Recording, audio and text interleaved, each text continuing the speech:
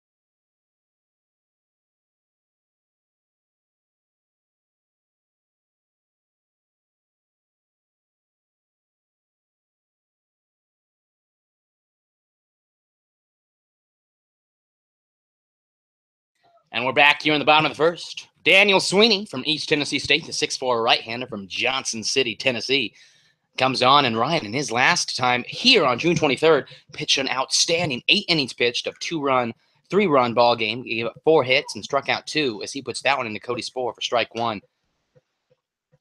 A 2.34 ERA, as that is good for 4th in the Alaska Baseball League, and he has been feeling the ball very well in this season so far. Absolutely. He's definitely just been able to be confident out there, especially against the Bucs. And, that's all you can ask for from a pitcher, at least in this league. So he's out there doing his job. That's all you can ask from your starting pitcher, as he's going to ask for a new ball there after he has a 1-1 count to the Bucs second baseman, Cody Spohr. And speaking of Cody Spohr from UC Riverside, in 24 at-bats, has a .333 batting average last night against the Pilots. Went over 2 with a walk, struck out once, came across to score once, and brought a guy home once. And the 1-1 pitch and a swing and a miss by Spohr puts him behind 1-2.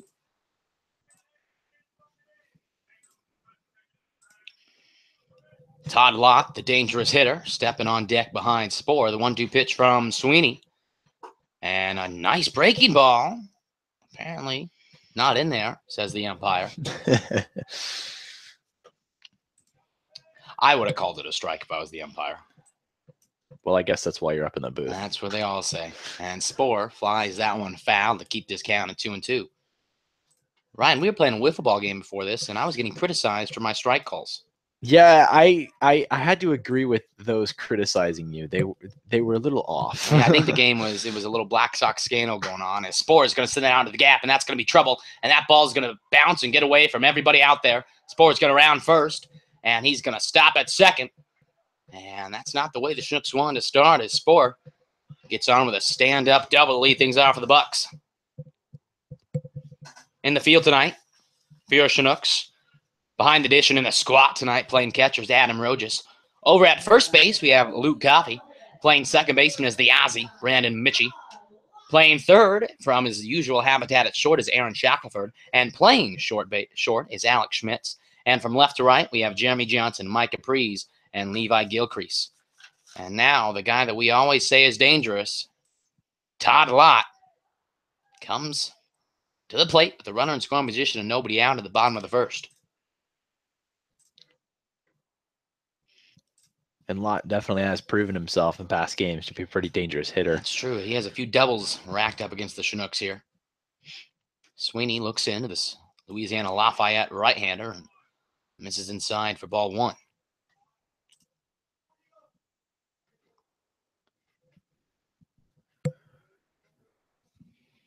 Todd Lott with a .304 batting average coming to this game. As he's been struggling as of late, but always dangerous out there. Is a Jacksonville, Florida native, and the 1-0 pitch outside for ball 2 from the Chinook right-hander on the mound. Bottom of the first, nobody out. Cody Spohr stands at second after a shot to the left center gap as he got on second standing. Now stands in scoring position and prime RBI opportunity for the Buck left fielder at the plate. 2-0 pitch from Sweeney. And a swing and a miss, and Todd Lott doing a little bit of a Luke Coffey up there as he loses his bat. Flying. I don't know. It should count for 2 strikes if you lose the bat. Well, I think that's wiffle ball rules. As Lott is going to be handed the tar right there to get a better grip. Having a little chuckle over there. And I would not have wanted to been hit by that one. No, that one was definitely coming in hot. That would have been a hospital trip.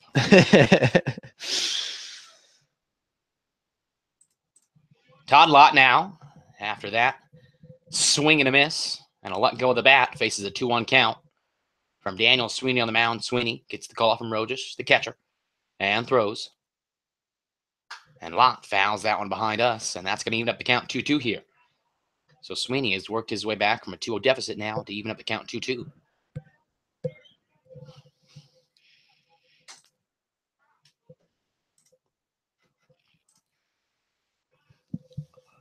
Todd Lott in the batter's box. Cody Spohr on second, and nobody out, bottom of the first. 2-2 pitch from Sweeney. And that one is fouled off his foot as Lott makes contact to stay alive here in the bottom half of the first. That one looked like it got a lot in the foot, a little bit coming off, and it just missed that pad as he's still down there shaking it off. And we'll see if that has any effect here on this 2-2 pitch coming from Sweeney. Sweeney, the 2-2 pitch. And inside, we're going to have a full count here to the Buck left fielder, Todd Lott at the plate. Sweeney, the full count coming up. Runner on second, nobody out, bottom of the first. And Todd Lott at the plate. Sweeney sets. And throws. And that one is out in the gap in left center. That could be trouble. Johnson going to give chase in left. And that ball is a see you later as Todd Lott with a 2-run homer gives the Bucs a 2-0 lead here early in this game. As Todd Lott has hit a lot of doubles. That's his first home run against us, and we knew it was coming eventually. Yeah, he definitely got a hold of that ball. As that's actually Todd Lott's first home run of the season. As that is good for a 2-run bomb to left field. And now Daniel Sweeney and the Chinooks going to have to anchor down here because there's still nobody out with Pete Durkay, the Buck DH, coming to the plate with a 2-0 lead already. And he hits that out to Johnson and left. Johnson travels back and camps under that one for out number 1.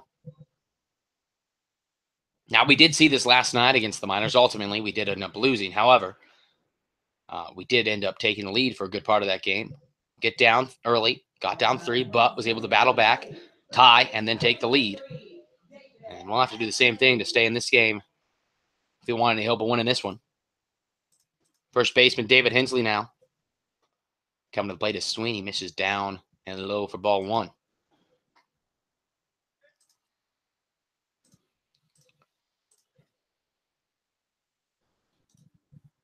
Sweeney, the 1-0 pitch. In there for strike 1.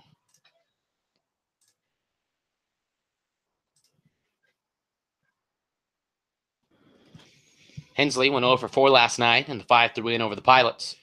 We'll look to get in the hit sheet tonight as he hits that to Mitchie at second. Mitchie fields that, and the throw over to Coffey is good for out number 2 here in the bottom of the first for the Chinooks. 2-0 lead for the Bucs after a 2-run homer to left field by Todd Lott. And now Michael Fuchs comes to the plate with 2 away and nobody on for the Bucs.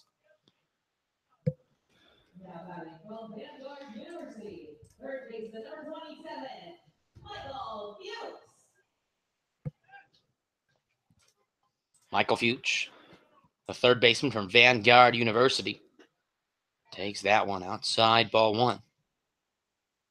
Michael Fuchs, in 55 plate appearances and 16 games played, has a .291 batting average. Went 3 for 3 last night against the Pilots. And now faces Sweeney with a 1-0 count. And he is going to chip that to right. And that one is just going to sail foul. And he'll drop back to the batter's box with the 1-1 count awaiting him.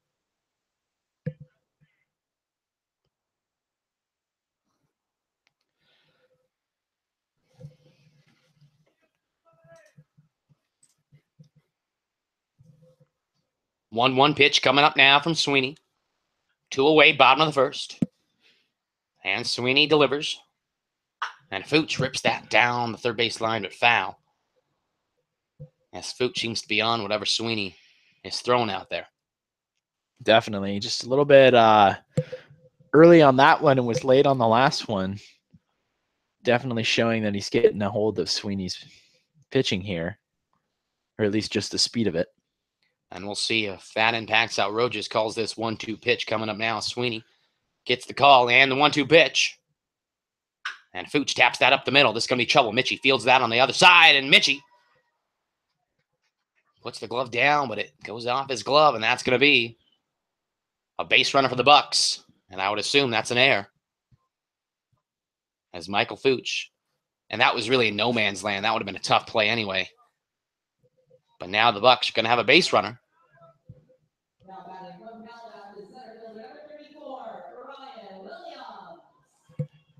As Ryan Williams, the Bucs center fielder now to the plate. with a runner on and 2 outs. And that's outside and high, ball 1.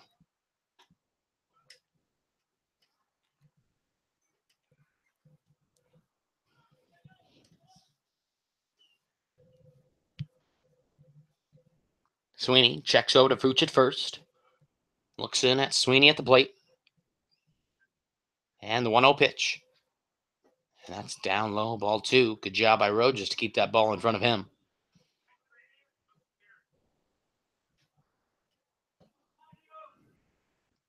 Two-0 count. Runner on first. 2 men out. And a 2-0 lead here for the Bucs.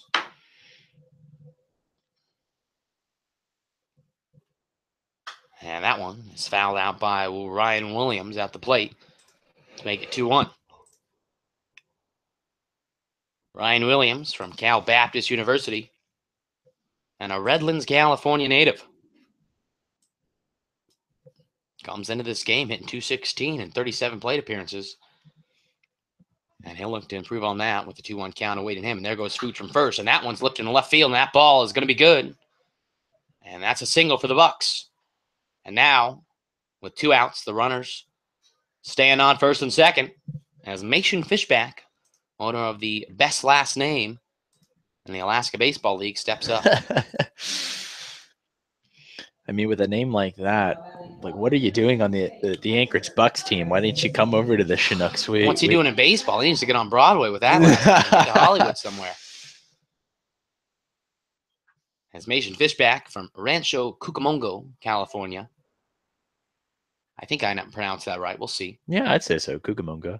It's bound to happen. I took 9 years of Spanish. That one's fouled off of Fishback's leg. Fishback would be an interesting name. A little bit. And now Sweeney has an 0-1 count to Fishback. And runners on first and second. 2 outs here in the bottom of the first. 2-0 lead for the Bucs after a 2-run homer by Todd Lott. And Sweeney will look to get out of this inning, only down 2 here. Fuch takes his lead on second. Williams takes his lead off first. And Fishback digs in at the plate. And a swing and a miss. And Sweeney is ahead here and in the driver's seat with an 0-2 count. Coming up now.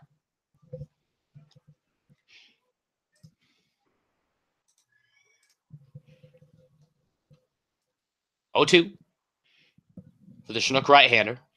Sets. And throws the 0-2. And that one's inside, and that jams Fishback. And that seems like it went off his foot. Not a pleasant feeling whatsoever. Yeah, no, that's not something that is a pleasant experience. Ugh. This Fishback will look to shake that off. I mean, if that was me, I'd be out 6 weeks. And that's an early 6 weeks, probably. 0-2 pitch coming again from Sweeney. Runners on first and second. Mason Fishback at the plate, 2 outs. And swing and a miss by Fishback. And that's going to do it. As the Chinooks allow 2 runs off a 2-run homer on 4 hits. The Bucs lead 2-0. And we're through 1. When we come back, the Chinooks are going to be coming to the plate in the top of the second, down 2-0 to the Anchorage Bucs.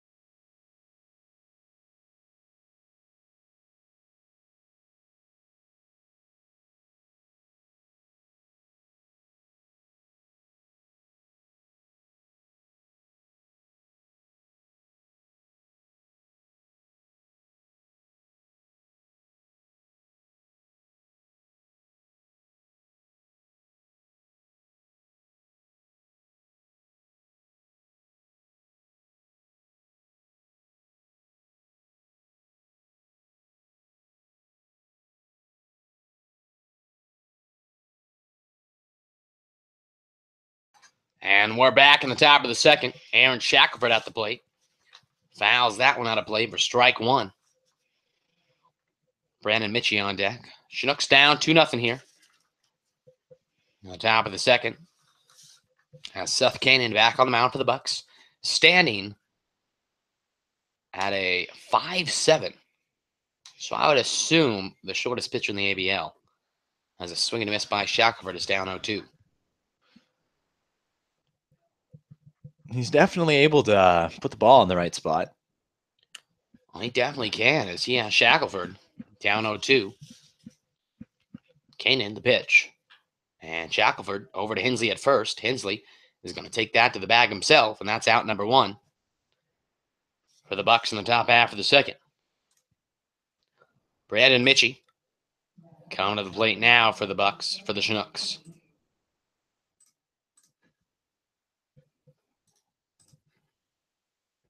Brandon Mitchie went 2 for 4 last night with 4 RBIs. Takes that one outside for ball one.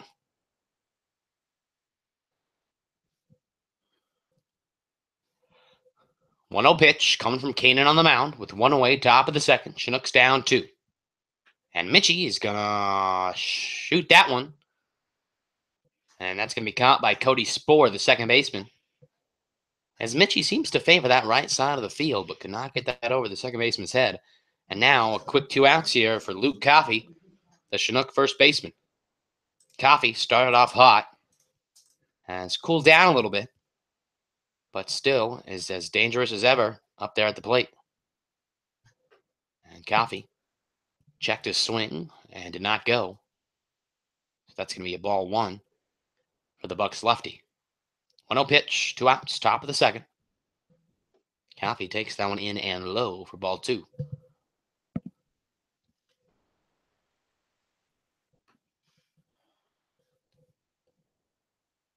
Two-0 pitch. Coffey barely tips that one without it sailing. Guess it was just the right angle on that one, but that one went all the way out into the street. Hey, it's a good thing he held on to that bat, though. That's progress. Hey, now, we're not completely through this AB yet. It could still happen. And there's a few more pitches to come. 2-1 pitch. And he fouls that one. And then we're going to have a 2-2 count with 2 outs, top of the second, and 2-0 lead for the Bucs here. As Coffey's going to have to choke up and protect here at the plate. Coffey digs into the batter's box. Kanan digs in on the mound. 2-2 pitch, 2 outs, top of the second. And Coffey gets under that one, and that's out to center field. And Williams is that. No, nobody gets it. And that one drops between the shortstop, Gunnar Schubert, and Ryan Williams, the center fielder. And that's a classic of, well, I thought you had it. Just a little bit of miscommunication out there in the outfield. Didn't look like anybody was talking. And what should have been a pretty routine fly ball for the shortstop, at least he was the closest one, managed to befuddle that one a little bit and ended up being a hit. And now the Chinooks have a base runner aboard. Befuddle, that's a good description word. As Rojas sends that into the gap in right center, and this could be trouble. Coffey is going to come around second. He is easily going to get into third. And Rojas singles to right field and gets Coffey over to third. So the Chinooks have a little 2-out rally, it appears. And there's going to be runners on the corners for Alex Schmitz. And we'll see how much that botched ball, or as my partner would say, befuddled ball, out there in the outfield. I'm going to use that word, Ryan. I enjoy it. It's okay. I have some more interesting vocabulary. You got more coming up for me? Well, hopefully we don't have to use them for our team. No, hopefully. We stick to the script. 2 outs, top of the second. Runners on the corners. Alex Schmitz at the plate. And Schmitz takes that one outside for ball 1. And if you're Seth Kanan on the mound, you have to be wondering, well, come on, guys. Got to pick me up somewhere. I'm getting them to pop up. 1-0 pitch to Schmitz at the plate. Outside, ball 2.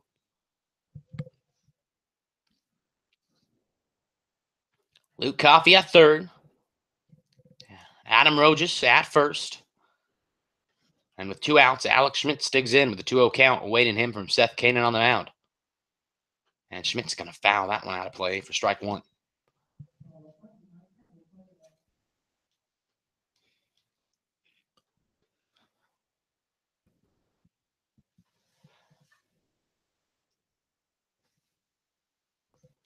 Count of 2-1 here with 2 away, top of the second. And the pitch. And Schmitz fouls that one out of play to even up the count. And we have all twos here. 2 runners on, 2-2 count, 2 outs, 2-0 lead for the Bucs on the top of the second inning.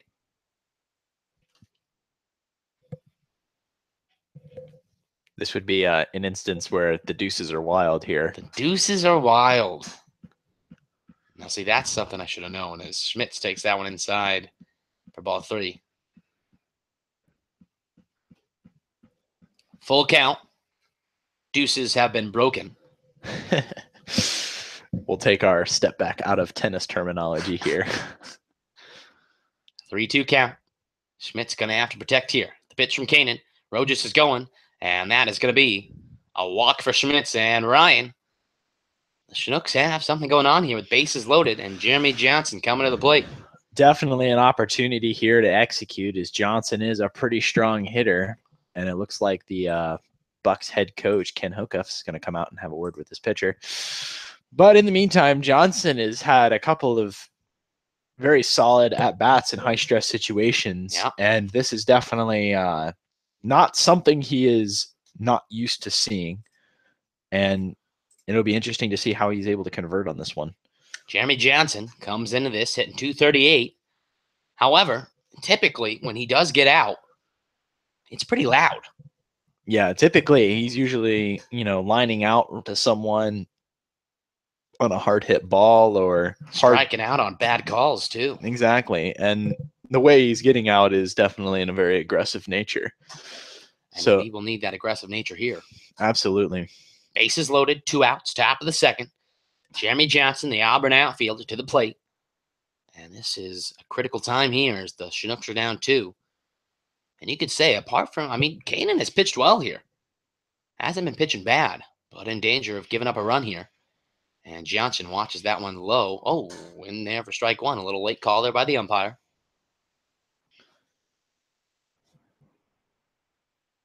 A 1 pitch to Johnson. Luke Coffey at third. Adam Rojas on second. And Alex Schmitz at first. Jeremy Johnson at the plate. Bases loaded, 2 outs, top of the second. Kanan delivers. And Johnson going to take that high for ball 1. Top of the order on deck here for the Chinooks with Mike Capriz getting warm in there in the on-deck circle.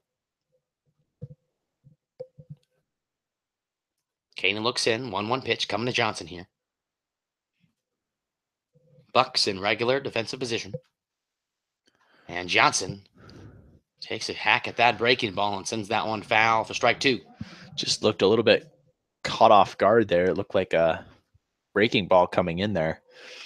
It was just a little bit late, sending into the bleachers along the right field line. And now Johnson will have to protect with bases loaded and 1-2 count with 2 away, top of the second. Kanan, the 1-2 pitch.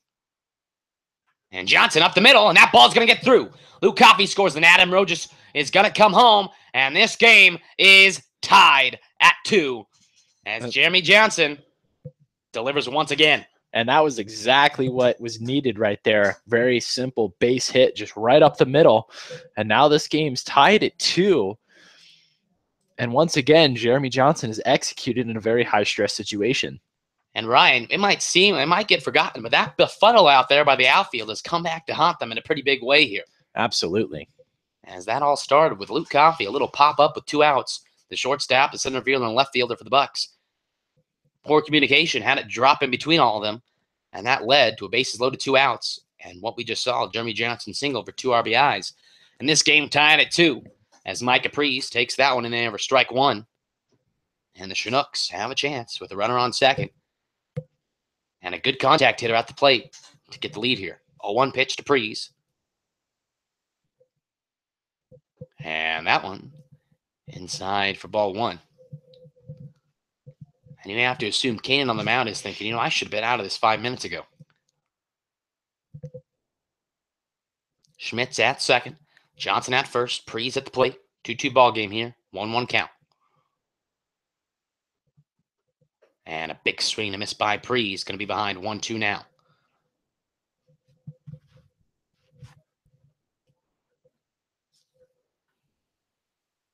Kanan on the mound. 1-2 count.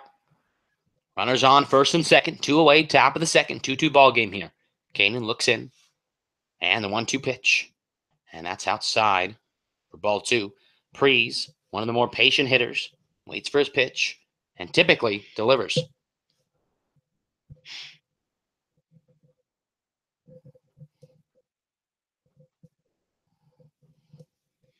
Kanan looks in. 2-2 pitch. With 2 away. Top of the second. And Prees is going to send that up the middle. And Schmitz is going to be waved in. And Schmitz is easily going to come in. And the Chinooks have the lead here. 3-2 as Johnson comes from first and third. And Ryan, I don't mean to overuse it, but the befuddlement has totally been a disaster for the Bucs as they are now down 3-2. Absolutely. Just one instance of miscommunication, and now 3 runs have been scored on 4 hits, all in 1 inning. With 2 outs. With 2 outs. And we're not done yet with Levi Gilcrease at the plate. Chinooks have a 3-2 lead here with runners on the corners and 2 outs, and Gilcrease going to take that in for strike 1. A little bit of a pitcher's call there as it looked like good pitch framing by Fishback behind the plate. Johnson at third. Again, got to watch out for fast pass balls with good speed on the base path. The 0-1 pitch from Kanan. As Kanan throws over to Prees. And Ryan, we talked a lot about the aggressiveness that the Chinooks and the head coach have. I would not be surprised one bit to see Prees try to take second and Johnson come home. Absolutely not. That is definitely something Coach Groth would think of this early in the game, trying to score. But and Gilcrease is going to send it out to center, and that's going to be caught by the right fielder there, Logan Silver. I had to refrain myself because of what happened a few batters ago. And after a befuddle out there by the Bucs, the Chinooks take a 3-2 lead and 3 runs on 4 hits, and the Chinooks have a 3-2 lead as we head to the bottom of the second. Your Chinooks up 3-2.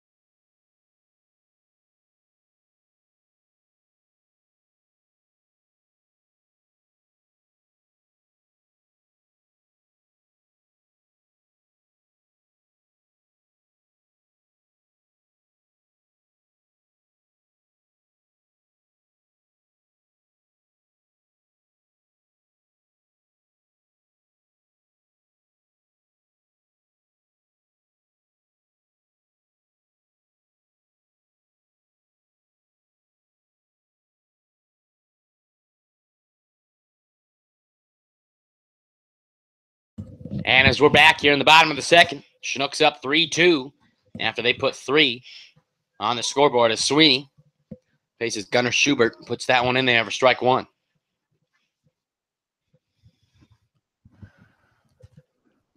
And the 0-1 pitch. Foul down the line.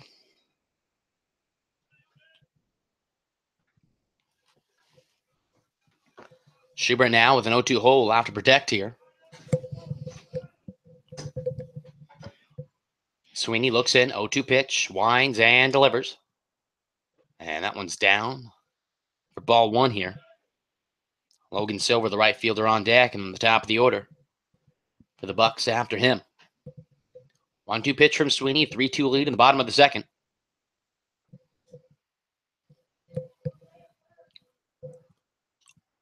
Sweeney throws. And that's outside for ball 2.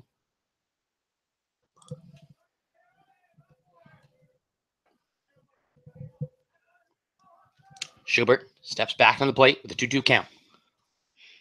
Sweeney winds and throws. And that's a shot in the center. And that's going to be a leadoff base runner here for the Bucs. As Schubert gets on. And now Logan Silver, the Bucs right fielder, steps to the plate. Nobody out and a runner on first. And the Bucs down 1 here.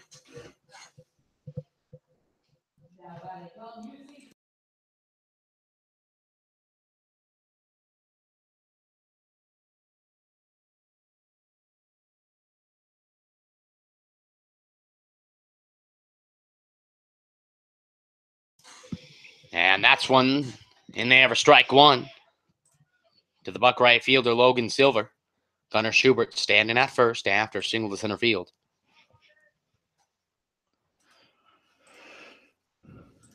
And the 0-1 pitch from Sweeney on the hill. And a swing and a miss by Silver, quickly down 0-2 here. Silver just finished up his freshman year at University Santa Barbara, a Huntington Beach native, so probably a little different weather than he's been accustomed to up here. 0-2 pitch with nobody out, bottom of the second. That one's down. Good job by Roach just to keep that in front of him.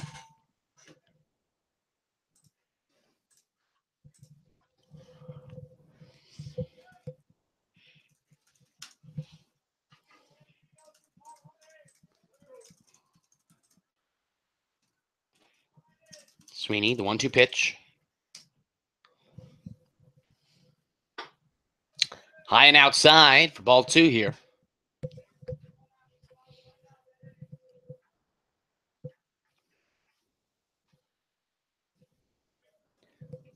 Schubert takes his lead off first. Silver digs in with a 2-2 count awaiting him at the plate. And Sweeney throws on the mound. And that one is fouled out of play here by Silver at the plate.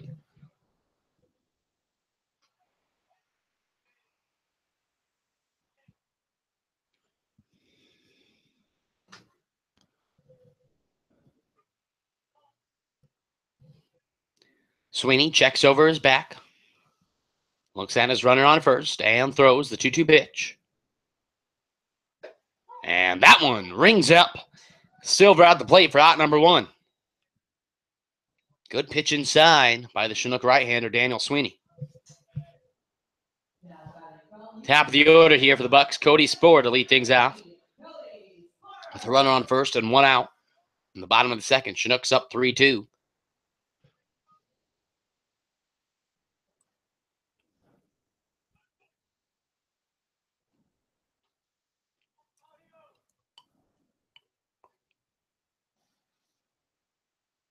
Sweeney checks over to first and throws.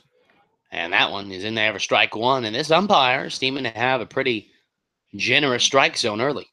Yeah, a little bit. Hopefully, just for the sake of the hitter, for all parties involved, they can just stay consistent. That's just the main thing that any player here can ask for. When it continually changes, that's when it can cause problems. And a swing and a miss there by Spohr, quickly down 0-2. Well, that's what's frustrating, I think, for hitters and pitchers, too, is when the umpire... It's one thing to have a different strike zone, but it's an entirely one to have different strike zone each inning. Yeah, that's definitely frustrating, at least most definitely for a pitcher. 0-2 pitch from Sweeney. Looking to find the strike zone here no matter where it is. And a swing and a miss by Spohr.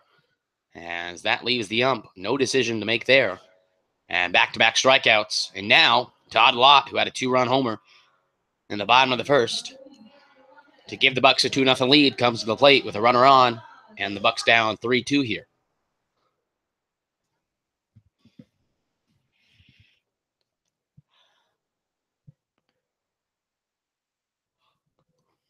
Lott digs in with 2 outs. Bottom of the second, runner on first. 2 outs here. Sweeney looks in and throws. And that one is in there for strike 1. to the 6'4" right-hander at the plate.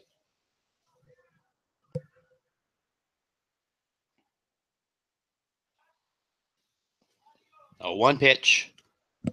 Sweeney checks over to Schubert at first. And throws. And that one inside for ball 1.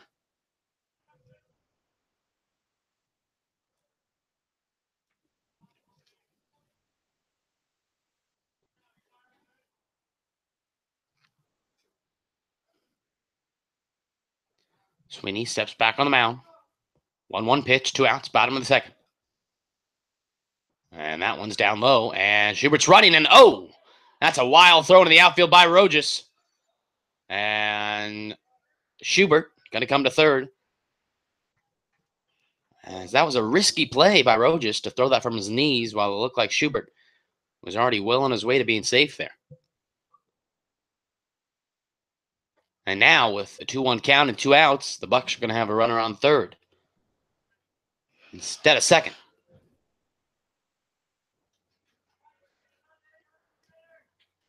It was definitely an interesting choice, but what was also more interesting is how he had to throw around Law. Typically, you would get an interference call there, but it didn't look like the umpire saw that one.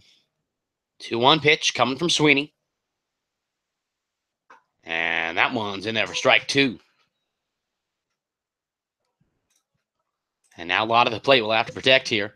2-2 count, 2 outs, bottom of the 2nd, 3-2 ball game with a runner on third. And Daniel Sweeney on the mound for the Chinooks. Sweeney looks in, sets.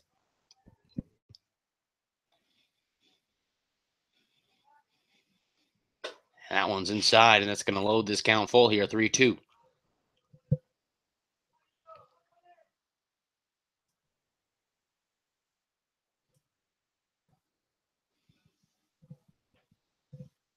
Sweeney sets on the mound and throws.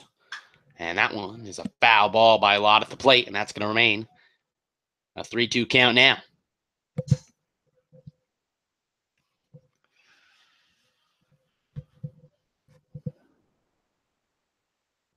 Lott regrips his bat, steps back in. Schubert takes his lead on third. Sweeney sets on the mound, and Lott digs in at the plate. 3-2 pitch, 2 outs, 3-2 ball game, bottom of the 2nd. Sweeney, the pitch. And Lott's going to send out to right field. Gilcrease takes a few steps in and puts that away. And we're through 2. Chinooks have a 3-2 ball game. We're going to take a quick break, but when we come back, the Chinooks are coming to the plate.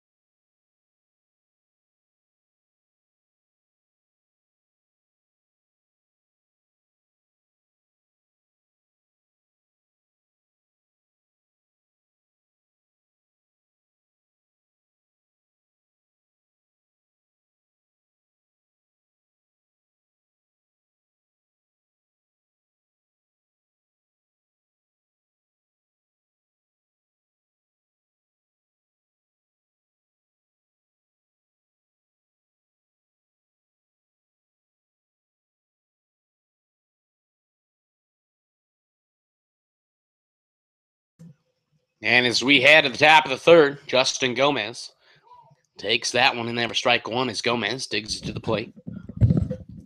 3-2 lead for the Chinooks. Seth Kaden on the mound. The 0-1 pitch. And a swing and a miss by Gomez.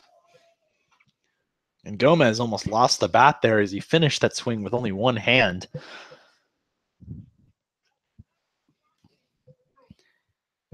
And now the 0-2 count. Yeah, as Gomez will have to protect here. And that's outside for ball one.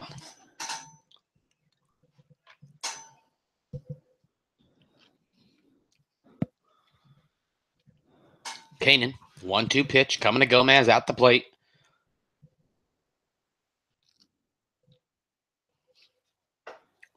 And that one's in there for strike three, and it looked like Gomez knew it before the call even came.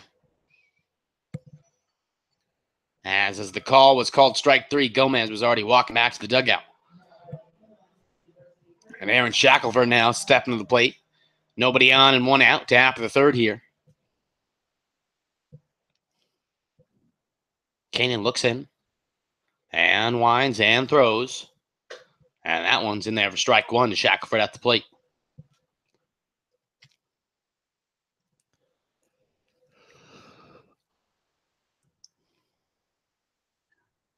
A 1 pitch. And Shackelford sends it out to center field. This might be trouble.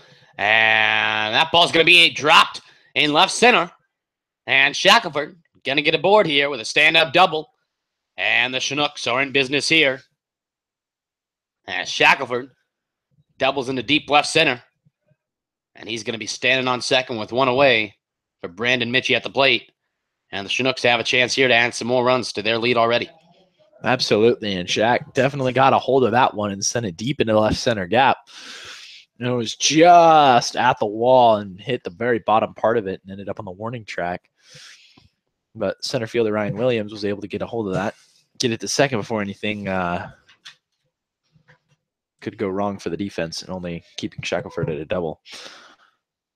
That one's in there for strike one. Well, it looked off the top of the plate that it was going to be caught, but it just kept on going and going, and then it dropped. But if there's anybody with the power to send it to the wall, it definitely is Shackelford. A 1 pitch coming to Mitchie at the plate. One out. Runner on second. Top of the third. And Mitchie takes out outside and low for ball one.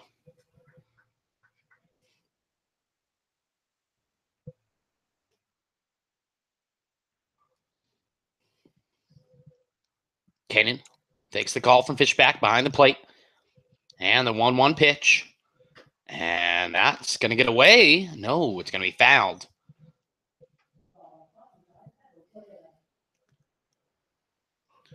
And we're going to have a 1-2 count and waiting Mitchie at the plate here with Aaron Shackelford on second. After he doubled to deep left center moments ago. One out, top of the third. 1-2 pitch coming to Mitchie at the plate. Kanan sets on the mound and throws. And Mitchie just gets some contact, sends that to the backstop. That's going to keep this count where it's at 1-2.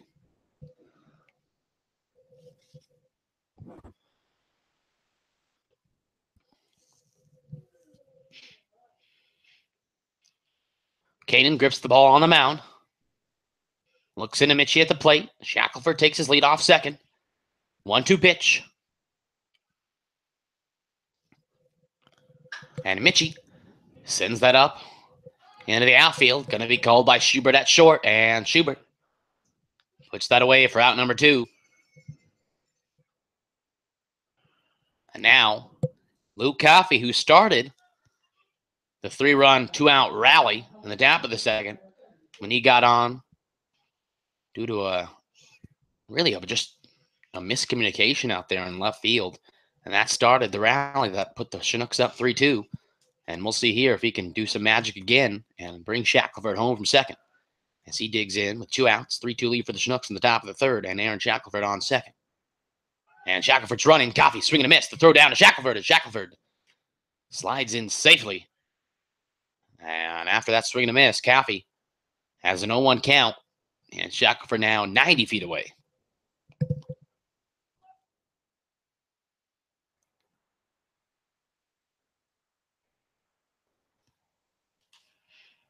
Kanan sets on the mound, 0-1. With 2 outs, tapped to the third, 3-2 lead for the Chinooks. Shackelford takes his lead off third now. Kanan, the pitch. And And that one is inside for strike 2. Now Coffee behind 0-2 here. We'll have to dig in, grip hard, and protect the plate. As he'll have to put this ball in play somewhere with an 0-2 count.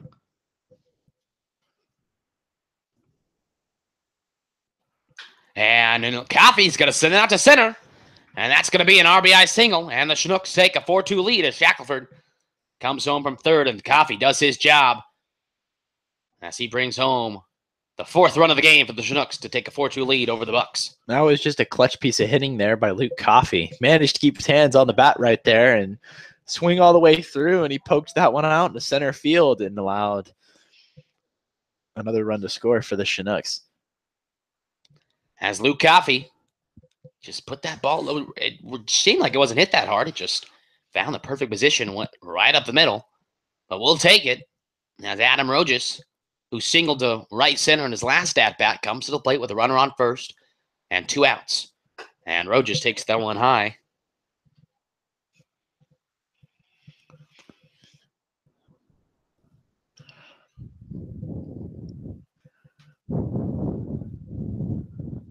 Kanan, the 1-0 pitch. With 2 outs to Rojas at the plate. And up high again for ball 2.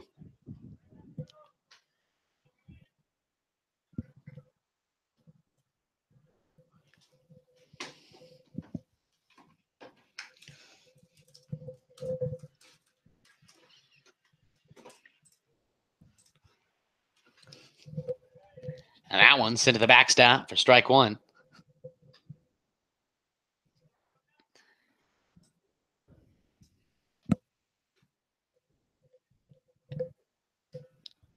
Two one count. As Rojas digs in at the plate. And that one, it misses outside for ball 3. As it looks like a little bit of a sprinkle starting there in the field. As rain is expected to be out there in most of the game. But right now, Rojas digs in with a 3-1 count and a runner on first with 2 outs in the top of the 3rd. 4-2 lead for the Chinooks. And Rojas fouls that one out of play to load the count full 3-2.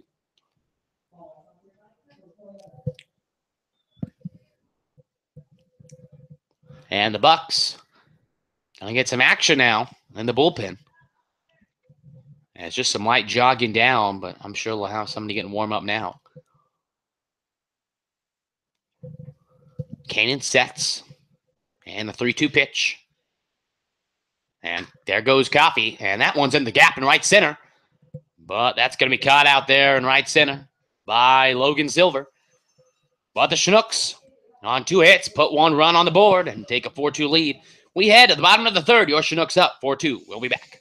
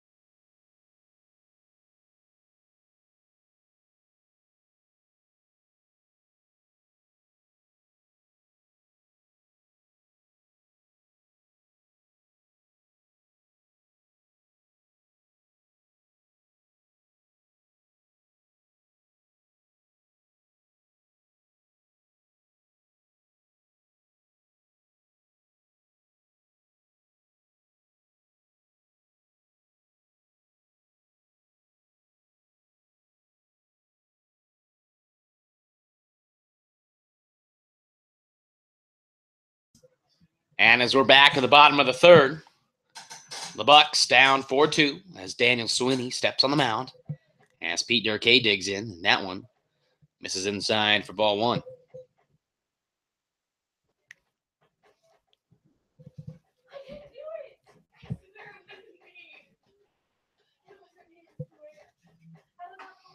And a swing and a miss by Durkee.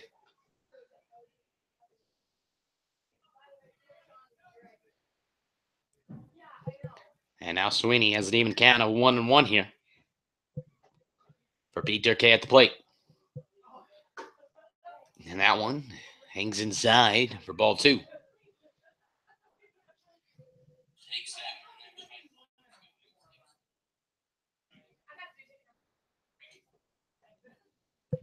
Two one pitch. And that one's inside. The appeal of the third base umpire. And they say Durkee held up.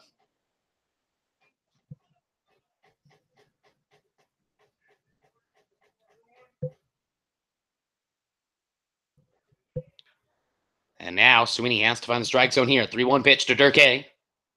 And that one's in there for strike two. And Durkee did not agree with that one. His bat was already out of his hands.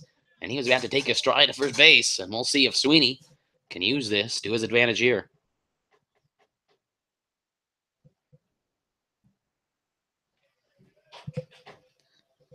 And a 3-2 count now.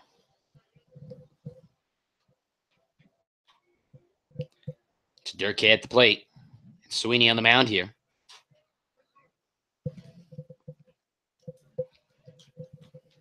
Sweeney winds and throws the 3-2 pitch. And that one is inside. And now Durkee can throw his bat and walk to first. As there's a leadoff base runner as Durkee gets the walk from Sweeney.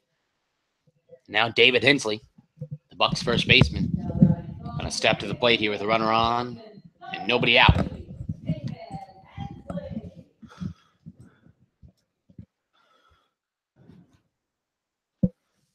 Sweeney looks in. With nobody out, runner on first, 4-2 lead. And Hensley fouls that off the catcher to the backstop. Just past the 8 o'clock mark here. In beautiful Anchorage, Alaska. 56 degrees out. A little bit of a light rain with the winds going about 4 miles per hour to the left side. But we'll be trucking here no matter what the weather is. Sweeney looks over to Durkee at first. 0-1 count. To Hensley at the plate. Hensley lays down the bunt, but not able to put that in fair territory. And we'll see if the bunt calls again, even with 2 strikes. Definitely would be an interesting call if the bunt was executed here. You'd have to do it right. Even if a foul ball on a bunt, it would still be considered strike 3. To be a little bit of a costly out there for the Bucs. We'll see what the call is. Hensley digs in, 0-2. Runner on first, nobody out, bottom of the third. Sweeney, 0-2 count. And throws. And Hensley fouls that one off again to stay alive, 0-2.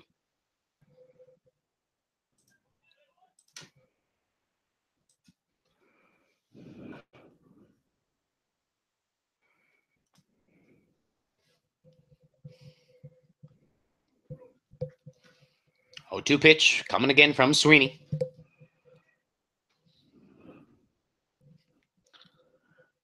And that one comes inside and hits Hensley. And Sweeney not happy with himself there on the mound. As now runners on first and second, nobody out here. And Sweeney will have to work out of a jam in the bottom of the third here as Michael Fooch stepped into the plate. With runners on first and second, 4-2 lead here for the Chinooks in the bottom of the third. And let's see if we can get a double play ground ball here, because that's what Sweeney's hoping for.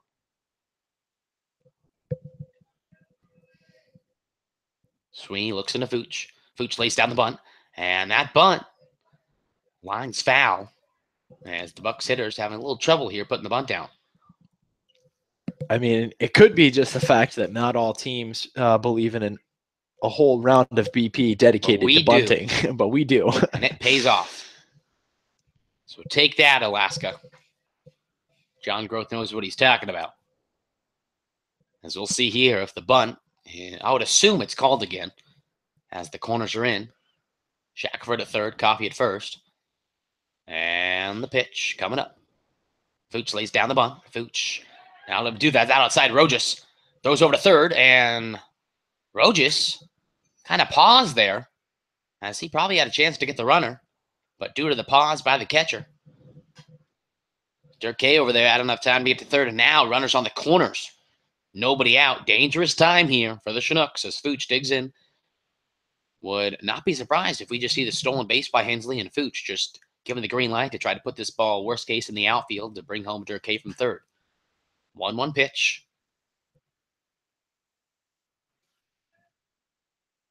And Fuchs is going to tip that, and that's going to be to Mitchie at second. Mitchie, tough play, but throws to Coffey and does get the out. Run does score from third. Chinooks have a 4-3 lead now with one away and a runner on second. So Fuchs was given the green light and had a sacrifice hit that came up positive. And now with the 4-3 lead here, the Chinooks will try to keep it that way and not let that runner score from second. Ryan Williams now, the Bucs center fielder, comes to the plate with David Hensley at second. One out. 4-3 lead for the Chinooks in the bottom of the third here. Sweeney, let's see what we can do.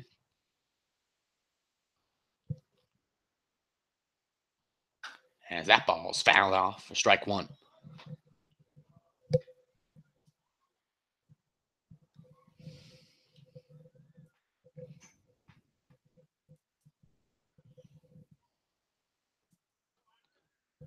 Oh, 1 count to the center fielder, Ryan Williams at the plate. Sweeney looks in and throws. And that one's hit to Shackelford at third. Shackelford throws over to first, gets the out, and Hensley, aggressive base running, comes from second to third. And now the Bucs have a runner on third, 2 outs. Down by 1 to the Chinooks in the bottom of the third as Mason Fishback, the catcher, comes to the plate.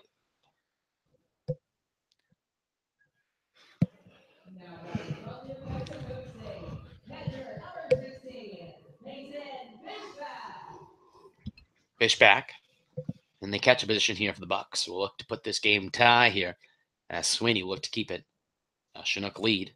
As that ball is in the corner, and that ball's going to drop. Run scores, and Fishback going to round first and slide into second safely.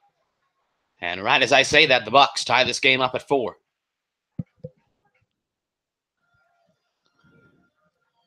As Fishback was first pitch hacking up there. Sent that down the line, and that ball dropped. Good job by Johnson to cut that off in time. But Hensley easily scored from third. As Fishback now stands in scoring position at second for Gunnar Schubert, the Bucs shortstop with 2 outs, 4-4 ball game here in the bottom of the third. As Sweeney will now try to just keep this game at 4 apiece. As that one's in the dirt, and Fishback is going to come into third, and that ball skips past Shackelford. And the Bucs take the lead, 5-4.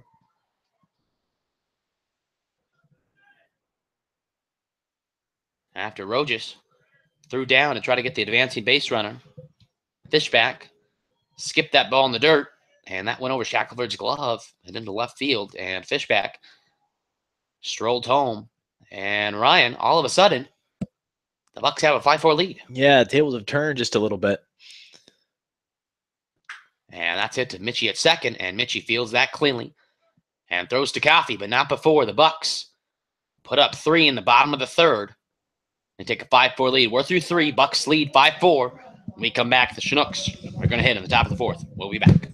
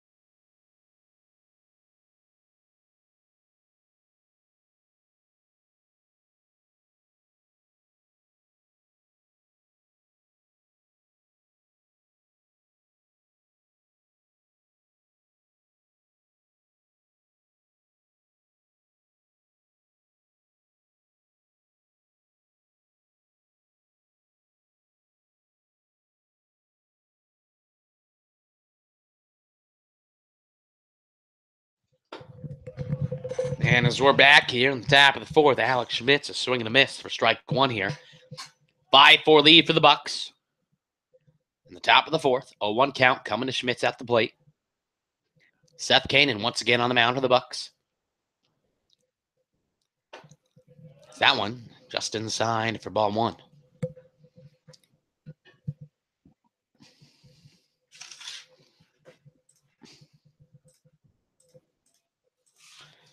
One pitch.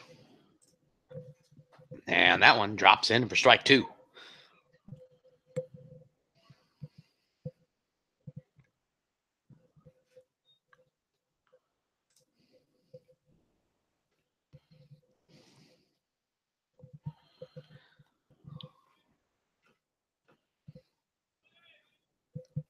Kanan, the 1-2 pitch.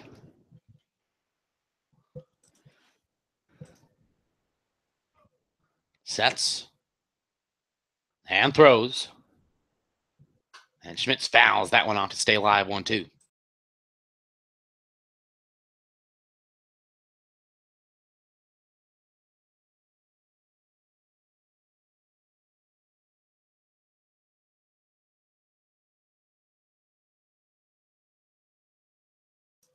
One-two pitch again from Kanan. And Schmitz over to Schubert at short. Schubert fields that. Throws over to Hensley at first. And out is Schmitz on the close call over there at first base. One away now in the top of the fourth for the Bucs.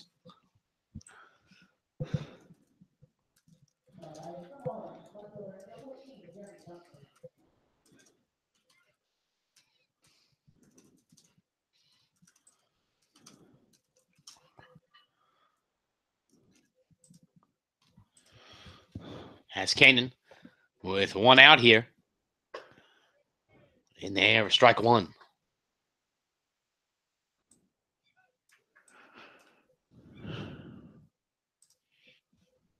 Johnson definitely a little bit of a lower stress situation, but hopefully his hitting in this instance can be proved to be just worthy as he lines that one out center field.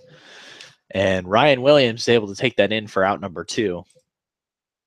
So I guess the announcer's jinx is in full effect here. And it seems to always be. As now, at the top of the order, Micah Prees to the plate with 2 outs. The Bucs up 5-4 here in the top of the fourth. As Kanan seems to have found and settled in and found his groove outside for ball one. In other Alaska Baseball League news, the Miners have taken a 1-0 lead over the Pilots in the top of the fifth. And we'll keep an eye on that one to see other results in the league, as that one misses inside a Prees. 2-0 is the count now.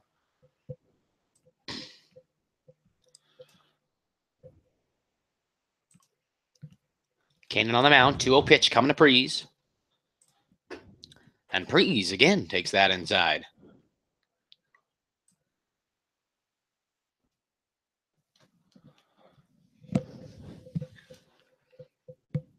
Kanan, the 3-0 pitch to Prees.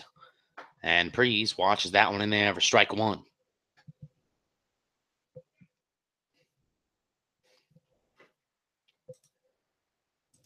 Hitters count of 3-1, the pitch from Kanan. And Prees lines that out to Williams in center, and that's going to be caught out there for out number 3. And we head to the bottom of the fourth. The Bucs are coming to the plate with a 5-4 lead. We'll be back.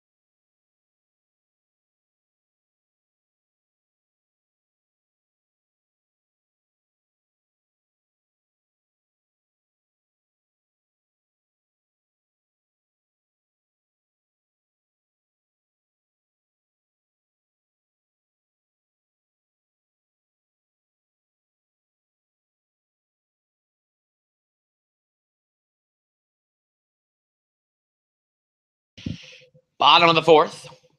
5 for lead for the Bucs is Landon Silver. First pitch swinging, sends that out to Gilcrease and right, and Levi Gilcrease puts that away for a 1-pitch out for Sweeney. And the Bucs have a 5-4 lead in the bottom of the fourth here. As top of the order, Cody Sporer now stepping to the plate.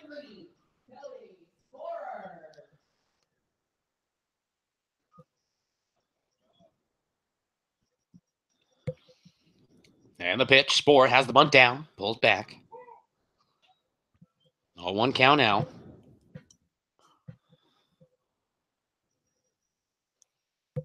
Sweeney looks in, 0-1 count. And the pitch. And that one in the dirt for ball 1.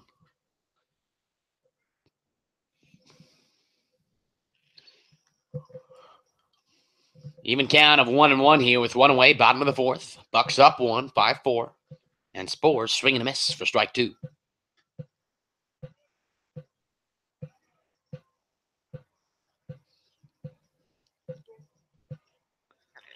1-2 pitch. And that one bounces in the dirt for ball 2.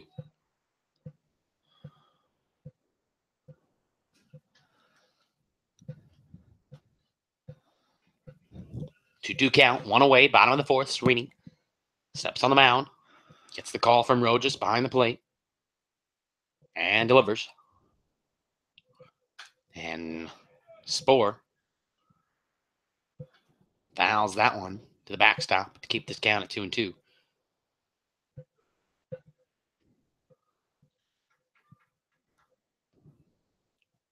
And a swing and a miss by Sporer, but gets by Rojas. Rojas going to have to hurry. But Sporer going to get on base. And Ryan, after last inning and this inning, just a few kinks are missing within the Chinooks that have given the Bucs an advantage of late. Yeah, absolutely. And just a couple pass balls really is what the problem has been with Rojas. And that's what's allowed a couple of runners to advance. I mean, in this situation, that should have been strike 3. With a quick tag or an easy throw, that ball should have stayed in front, but instead it got by. It was a very manageable play. It just was unmanageable after it kind of went south. And now Sweeney will have to work with the runner on and 1 out. Misses outside for ball 1 here.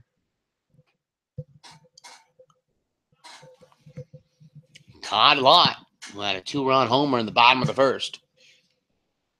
Steps to the plate with the runner on first. And 1 out in the bottom of the fourth. 5-4 lead for the Bucs. Sweeney, the 1-0 pitch. And Lott lines that one foul. Dangerous foul ball over there.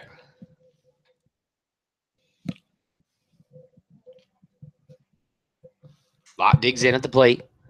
1-1 count. Pete Durkay on deck. And David Hensley in the hole. Sporer takes his lead on first. 1-1 count. 1 away. Bottom of the fourth. 5-4 lead for the Bucs. Sweeney looks over to Sporer at first. And throws. Never mind. It's called time. Little antsy up here in the broadcast booth. 1-1 count again to Lott.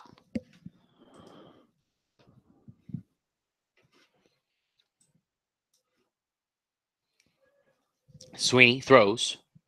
And inside and low as that drops in for ball 2 to Lott at the plate.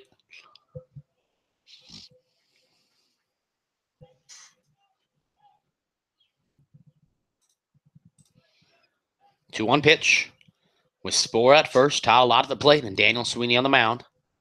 With 1 out, bottom of the fourth here, 5-4 lead for the Bucs. As Sweeney checks again over at first, and the 2-1 pitch. And that one outside for ball 3, and now a dangerous situation. As you definitely, with a 3-1 pitch, do not want to hang anything over the middle of the plate to a guy with the power that Lott possesses, but also do not want to just give him the base on a walk.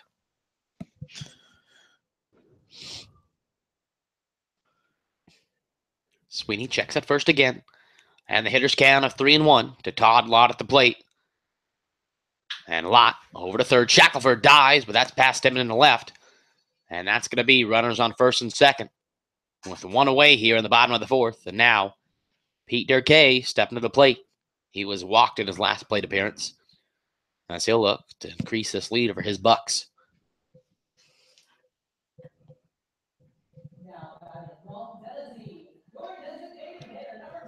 And it looks like at this point, pitching coach Chris Beck is going to come out, have a quick word with Sweeney.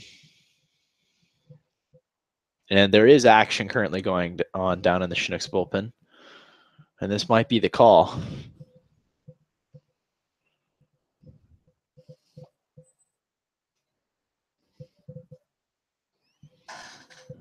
As we'll see what goes on here. And it looks like Sweeney will remain on the mound as Chris Beck walks back to the dugout.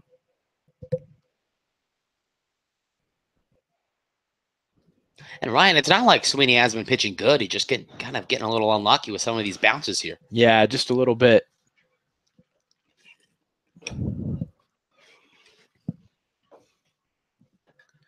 As now Sweeney still only a ground ball away from getting out of this inning. As Pete Durkee digs in. Cody Sporer on second, Todd Lott on first, and one out here in the bottom of the fourth with Pete Durkee at the plate. And that one's down and in the dirt. Good job by Rogers to keep that in front of him for ball one.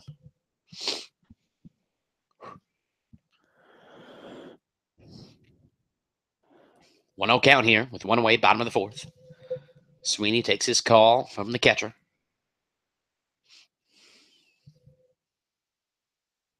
And Rogers sets outside.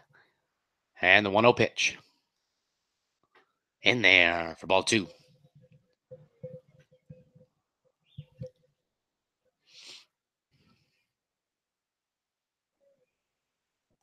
Durkee digs in. The 2-0 count awaiting him from Daniel Sweeney on the mound. Runners on first and second, bottom of the fourth. Sweeney, the 2-0 pitch. And that one is inside, and it looks like Sweeney is losing command as he hits Durkee, and now bases loaded with one away. And we just saw Chris Beck come out for a meeting, and we'll see how short this leash is, as there is action, like Ryan was saying before, and the Chinook bullpen, as whoever's throwing down there is throwing fully now. But it looked like Sweeney will at least get one more. I take that back. As I was saying that, now Chris Beck comes out. And we're going to have a pitching change here, and we're going to take a break. Bases loaded. Bottom of the fourth, one out with David Hensley on the mound. Pitching change for the Chinooks.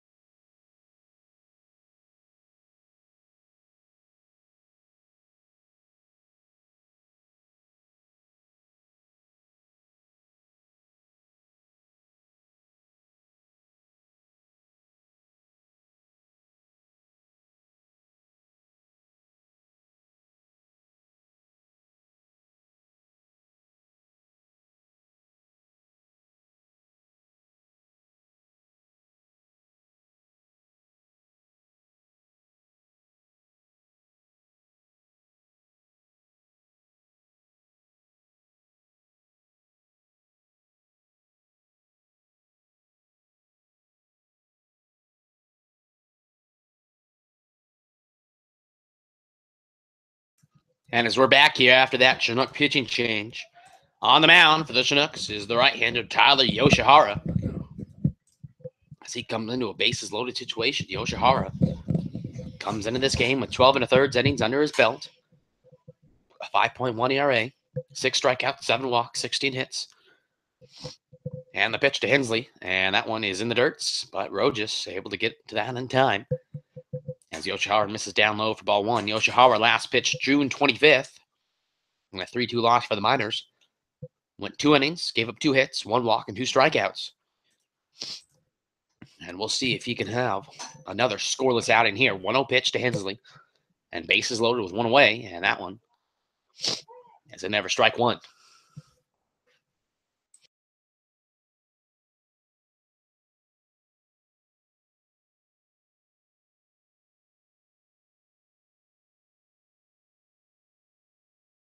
One pitch from Yoshihara.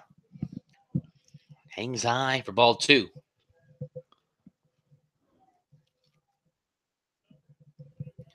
Got to be careful here with a guy like Hensley, the cleanup hitter. Up to bat for the Bucs. Cody Sporer on first, Todd Lott on second, and Pete Durkay on third. The pitch, and that hangs high for ball 3. And now Yoshihara has to be careful here and find the strike zone.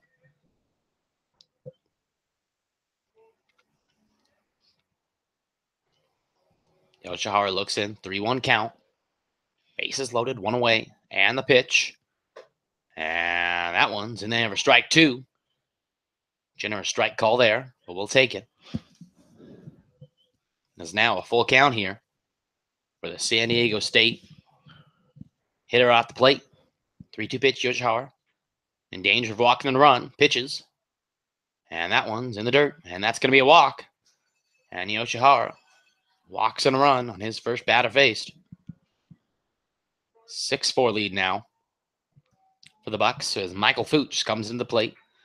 Still bases loaded with still only 1 out and a 6-4 lead for the Bucs in the bottom of the 4th here.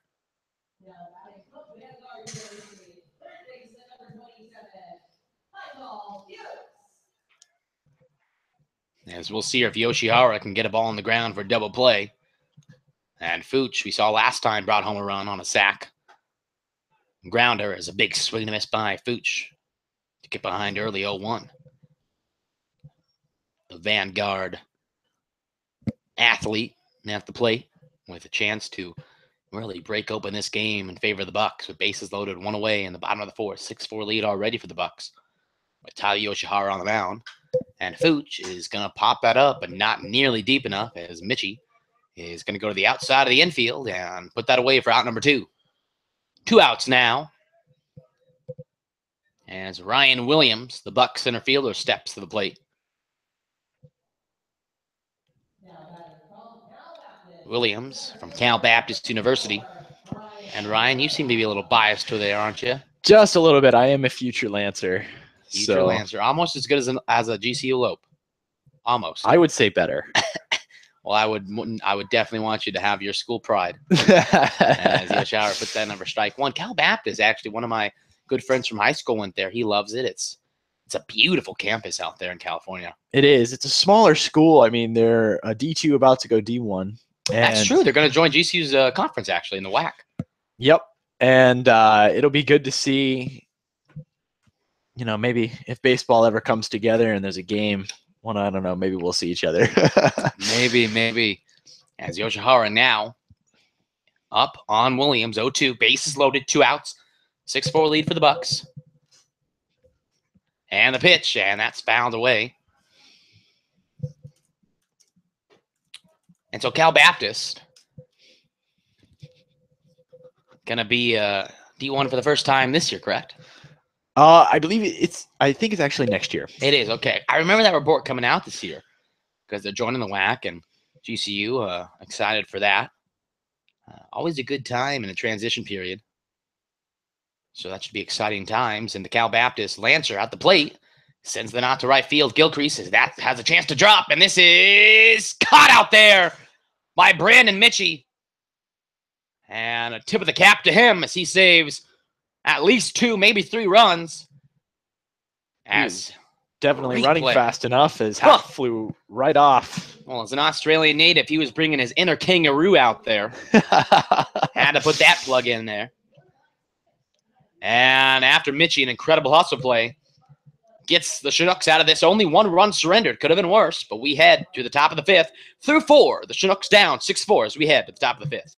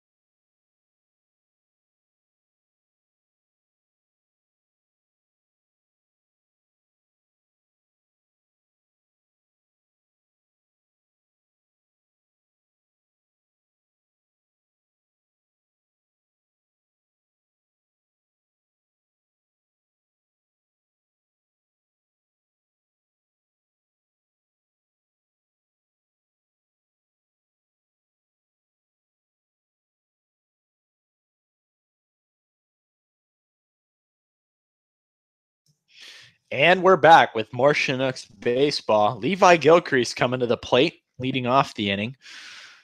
Seth Kinane stands it on the mound, kicks and delivers the first pitch of the at-bat. And that one's going to be high and outside for ball 1, making it a 1-0 count. Gilcrease definitely been fun to get to know in the past couple of weeks. Definitely a team player. Loves being here as he takes that one for strike 1. A little bit outside, so making a 1-1 count. But it's been great to get to know him. His enthusiasm is definitely contagious, and he's always wearing a smile, looking for ways to help as he takes a big swing and a miss there, making the count 1-2.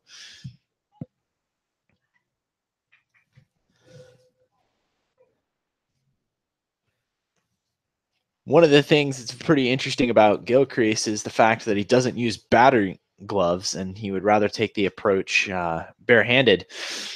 But I guess that's what works for him best as he takes that one for ball 2 way inside, making it a 2-2 count.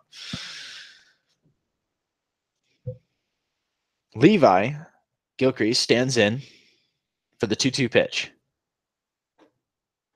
And it is inside, making the count full. Seth Kinane, also another California Baptist Lancer, stands on the mound now, kicks and deals. Gilcrease chops that to third for Fuchs. Throws over. The throw's going to be wide, and he's going to be aboard with an errant throw there. A little bit befuddled. And that is going to be a base runner aboard with nobody out for the Chinooks. And now Justin Gomez coming to the plate.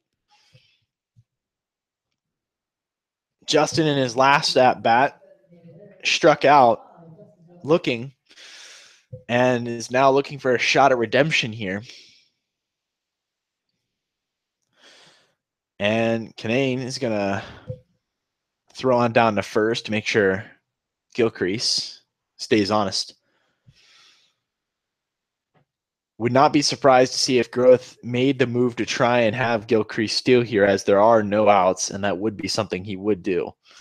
And that one is going to hit Gomez on the arm, and now there's 2 Chinooks aboard with nobody out. And Aaron Shackelford coming to the plate, his last at-bat, doubled into left center field off the wall. And that would be awful nice about now. See another one in about the same spot. Shackelford with the chance to do something pretty big here as he stands in and awaits the pitch from Kinane. He kicks and deals. And that one's going to be ball 1 low and away, making it a 1-0 count now. Gilcrease on second, Gomez on first. And Shackelford at the plate awaiting the 1-0 pitch from Kinane. Shows the bunt sign there, and it's going to be a called strike, making it a 1-1 count now. Coach John Groth definitely not afraid to have the bunt go on with even 2 on, with a chance more for a force out, definitely showing off his aggressive tactics. The pitch from Kinane. That one's going to be bunted, and Shackelford will be safe at first. Now the bases are loaded with nobody out, and the Aussie, Brandon Mitchie, is coming to the plate. Nobody out. 6-4 is the score in the top of the 5th inning. And Kinane definitely found himself in a little bit of a hole here. And he's definitely going to have to do something about this soon. Otherwise, it could get out of hand for the Bucs defense. Mitchie stands in, awaiting the first pitch of the at-bat. Kinane delivers, and that's going to be outside for ball 1.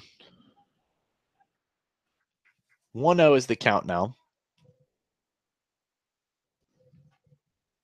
Mitchie stands in, waiting the 1-0. And the pitch. That one's going to be chopped down the first base line. He's going to look to second, look to home, and he's just going to simply tag first, and that is going to score a run. So an RBI for Mitchie. And that's all you could have asked for there for the Chinooks second baseman. Get a run. Still runners on second. The double play is now not an option for the Bucs. Not anymore.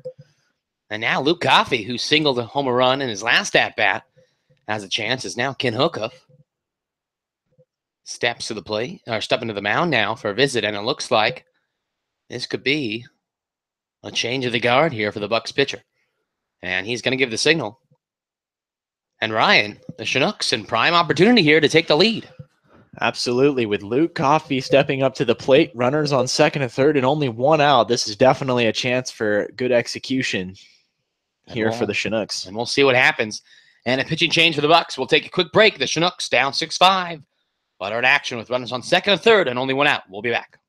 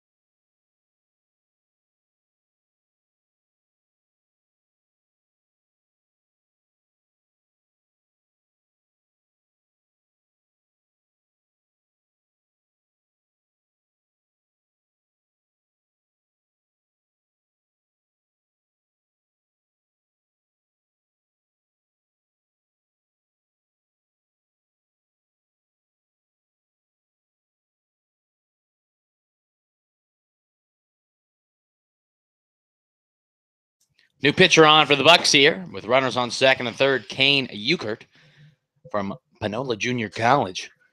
Comes in with a critical position. Bucs up 6-5, but Luke Coffey to Schubert at short. Schubert just going to go to first, and this game is tied as Gomez comes across to score, and Euchert does the job of getting the out, but does surrender the run. And Ryan, once again, we have a brand new ball game here. Absolutely, and I mean the Bucs defense did what they could, but now with only 2 outs, the score is now tied once again, and it's just been a battle back and forth of the offenses here. And now Adam Roach is to the plate with a runner on third. The Chinooks have a chance to bring that home to take the lead as Rojas takes that one low for ball 1. Luke Coffey did his job there to get the run home, and this game now tied at 6. 2 outs here, top of the 5th. 1-0 count to Rojas. And Kane Euchert, the 6'3 right-hander, on the mound. And Rojas is going to put that in left field, and the Chinooks are going to be once again on top. 7-6, Rojas. And this is the second time he's had a clutch base hit in this instance. He's found his swing. He started things, or provided the second hit in that 3-run top of the second, and now gives the Chinooks the lead here, and it's 7-6. In favor of the Chinooks is Alex Schmitz now stepping to the plate. And I'm sure for Adam Rojas, that must feel good as this is really his first game where his bats come alive. Absolutely. Any day you're getting hits and scoring runs is a good day. Schmitz takes that one inside, ball 1. Euchert, in 6 1/3 innings pitched, has a 7.1 ERA and struck out 5, 2 walks, but has allowed 7 hits. And so he'll definitely look to change the tune this one off to a bad start as Schmitz fouls that one to the backstop. Just even up the count at 1.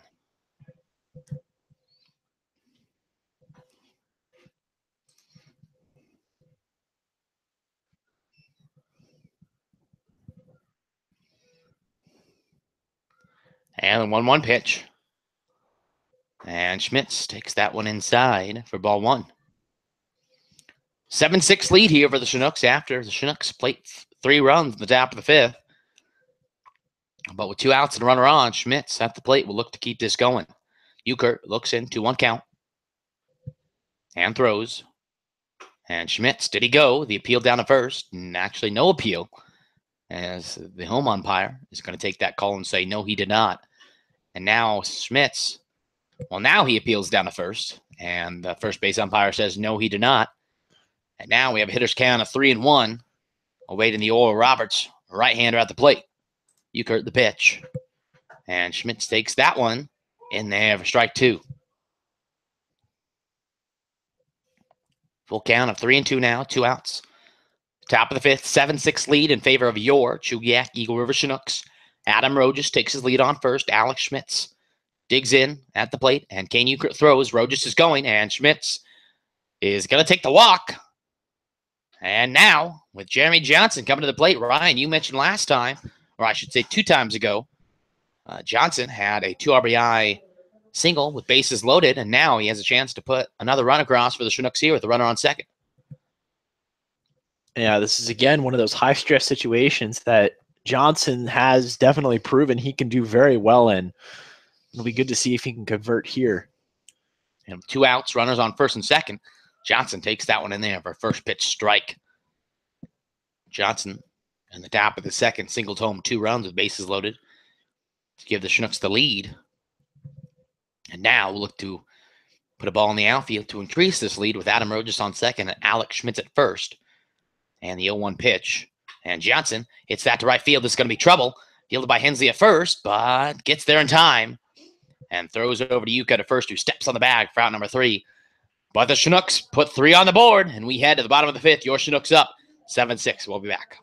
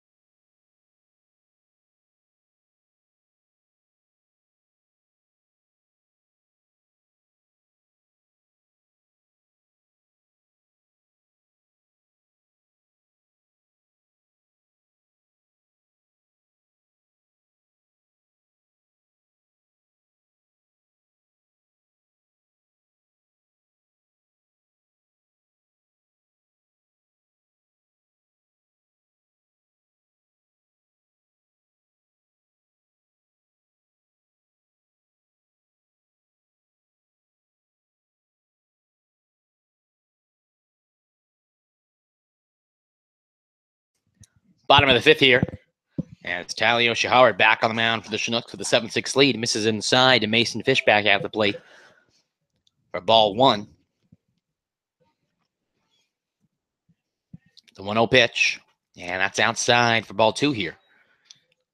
The Chinooks put 3 on the board in the top half of the fifth to go from 6-4 to 7-6. And Yoshihara will look to keep the Chinooks in control as he puts that one in there for strike 1.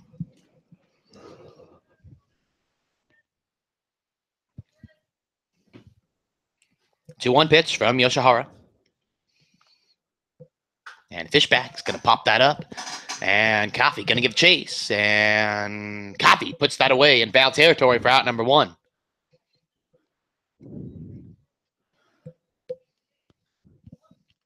I think definitely a little bit with the rain adding to some of the humidity of the situation here.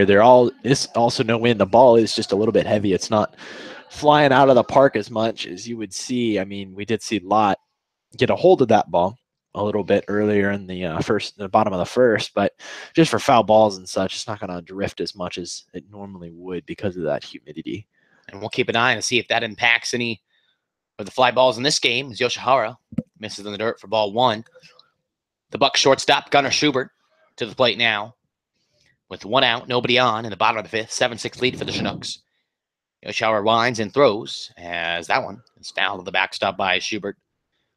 1-2 count now. Excuse me, 1-1 count.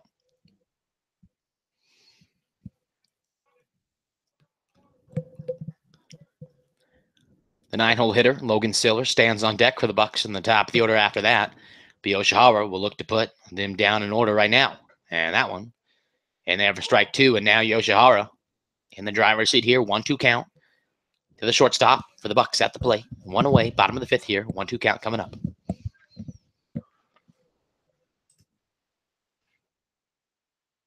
And the pitch. And that one hangs high. Schubert was able to hold off there. Even count at 2-2 now with the 1 out.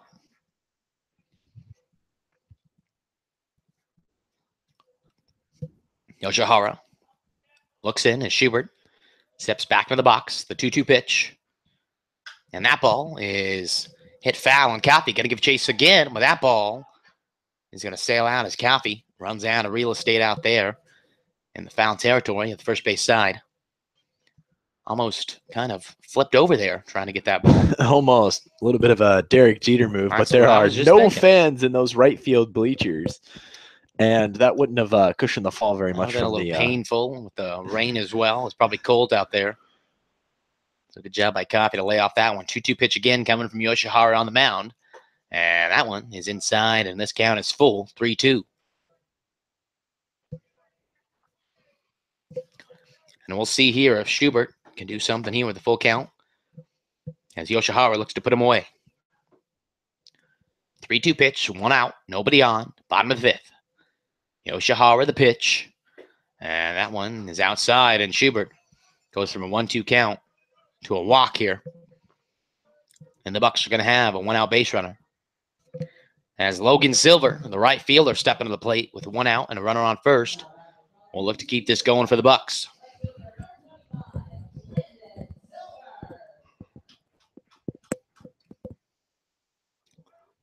Schubert takes his lead off first. Silver digs in. And a big hack at that one comes up with air. Strike 1.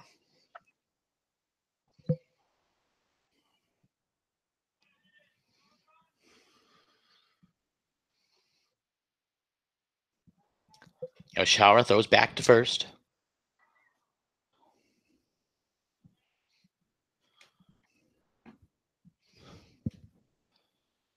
The 0-1 pitch. And that one just hangs high a tad for ball 1 here. 1-1 pitch, 1 out, bottom of the fifth. Runner on first, 7-6 lead for your Chinooks. And Tyler Yoshihara on the mound with Logan Silver at the plate. Yoshihara sets with the runner on and throws. And that one outside for ball 2.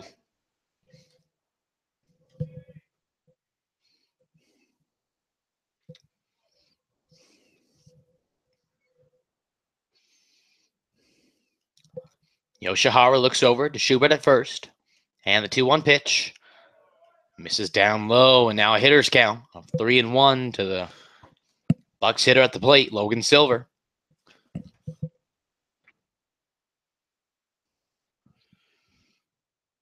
Yoshihara trying to find the strike zone here. 3-1 pitch.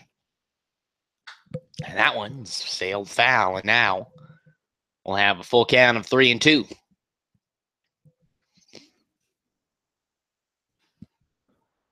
Yoshihara definitely one of those pitchers with the mentality of into the final shots here. Yep. And he's not one to give up on a at bat. He's always firing away. He'll fire the 3-2, and that one's hit up the middle. Fielded by Mitchie, and goes over to first. And that one, a little bit of miscommunication by the middle infielders, as that one looked like it could be Schmitz, and Mitchie came across second base to field that one and couldn't get the throw off as they ran into each other out there. And now we're going to have runners on first and second with 1 out. On the top of the order, Cody Sporer standing on deck. And Ryan, I'll use your term of we befuddled that one. Just a little bit. And the pitch, and that one. And they ever strike one of the Bucs second baseman. Not something you generally see, the second baseman and shortstop colliding and causing a bad throw. That should have been a pretty easy out to first base. Yep. With a hit and run option there for the Bucs. It kind of eliminated that throw to second, but still, it was a little bit interesting to see. It would be interesting to know why Mitchie went over. I assume he was covering second. He was already over there because the runner was stealing. However, it looked like Schmitz had a pretty good eye on that ball, but we'll probably never know as Sporer swings and misses to now be down 0-2. But nonetheless, you always want to make sure you're calling the ball out there. And we'll see if that comes back to bite them in the butt. Runner on first and second, 1 out. Bottom of the fifth, 7-6 lead for the Chinooks. An 0-2 count to Cody Sporer, and Yoshihara throws. And that one's popped up. Mike Caprice comes in from center and puts that away. 2 outs now. As Sporer flies out to center. And Todd Lott, who had a 2-run homer in the bottom of the first, comes up against the Chinook right-hander.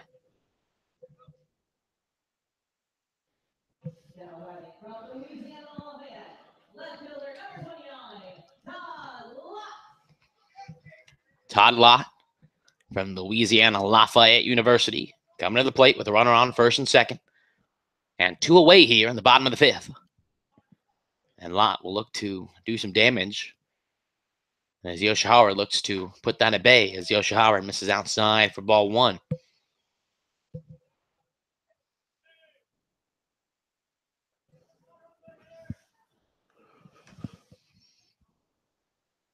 No pitch coming up from the Chinook right-hander. Throws. And Lott swinging a miss for strike number 1 here.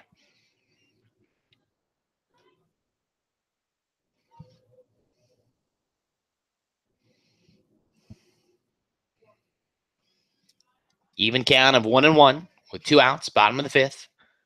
Yoshihara, the 1-1 pitch. And that one eats up a lot as he gets contact and sends that to the backstop for strike 2.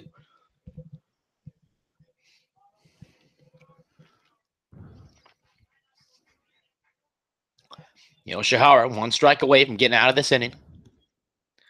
Runner on second, runner on first for the Bucs.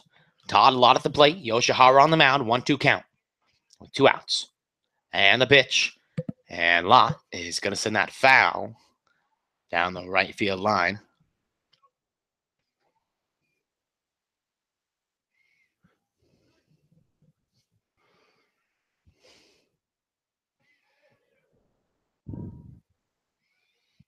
We'll do it again here. 1-2 count. The 6'4" right-hander at the plate. Todd Lott and Tyler Yoshihara the pitch. And that one just misses outside for ball 2. Adam Rogers, the catcher, kept that glove out there hoping for the strike 3 call, but didn't get it. And we'll do 2-strike pitch again, this time at 2-2. Gets the call from Rogers. Yoshihara sets, 2 outs, 2-2 pitch. And got him.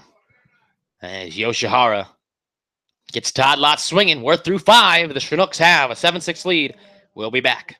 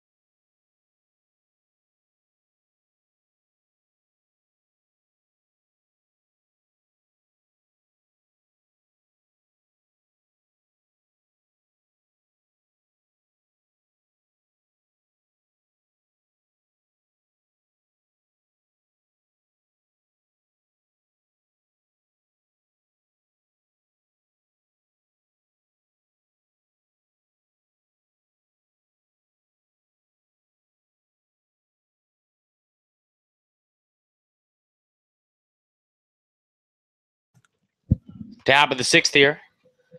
Or Mike Caprise to the plate for the Chinooks. Takes that one for ball 1. And the pitch. And Prees, fouls that off his shoulder. I know that hit him in the head off the helmet. That one's going to rattle you just a little bit. That's why we wear helmets, folks. Got to protect that noggin. As Mike Caprise will dig back in against Kane Euchred on the mound with a 1-1 count. And another Alaska Baseball League news. The Miners have a 3-0 lead over the Pilots in the top of the 8th. And if that results hold, the Chinooks will remain in 3rd place no matter what happens here. And Prees going to send that to second base. Spohr will have to hurry. Spohr throws over to Hensley at first. And just in time to get Prees hustling down the first base line. Levi Gilcrease now to the plate for the Chinooks. Gilcrease hits with 1 out and nobody on.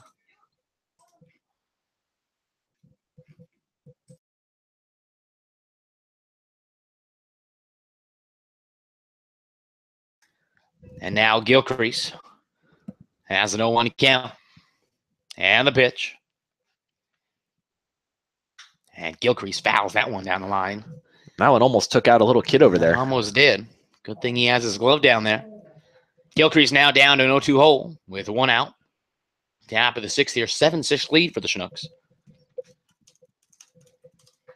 And a swing and a miss by Gilcrease. It's Fishback. Throws down to Hensley. And that's out number 2.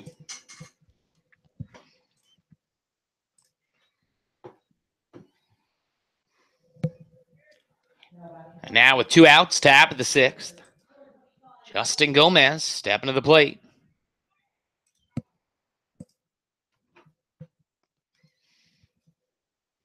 Euchred, the 2-out pitch. And Gomez slices that one foul for strike number 1.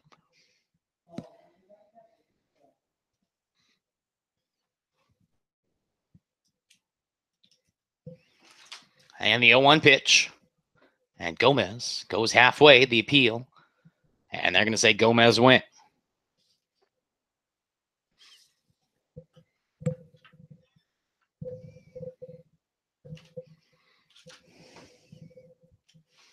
And the 0-2 pitch. And that one's down the dirt for ball 1.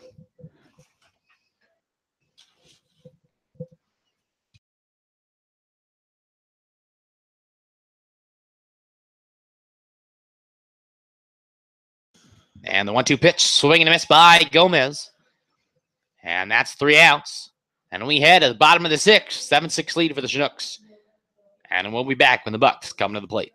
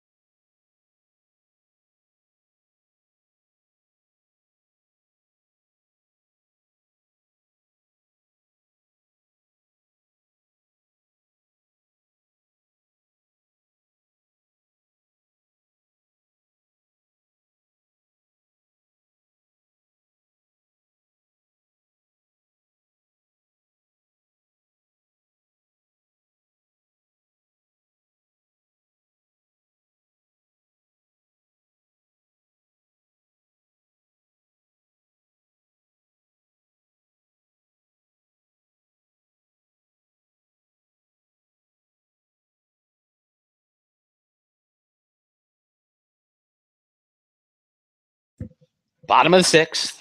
Chinooks up 7-6 here as Pete Durkay Takes that one for strike one from Tao Yoshihara, who's back on there for the Chinooks.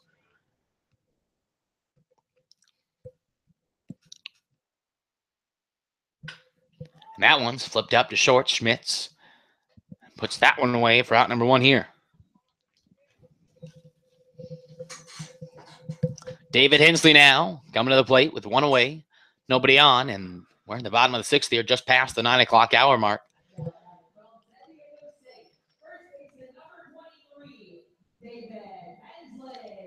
And with one away, David Hensley will look to start something here for the Bucs as Yoshihara just misses high for ball one.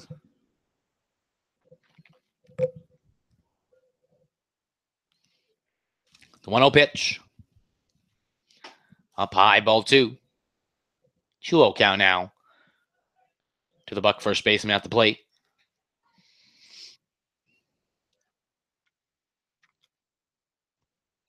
As that one's hit to Schmitz at short. Schmitz fields, throws over to first, and that is out number two. As Hensley grounds out to the shortstop, Alex Schmitz, 2 outs, bottom of the sixth here. As Michael Fuchs steps to the plate for the Bucs.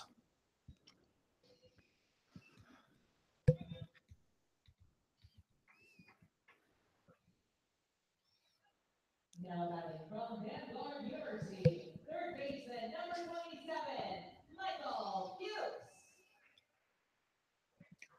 And the pitch. In there for strike one from Yoshihara.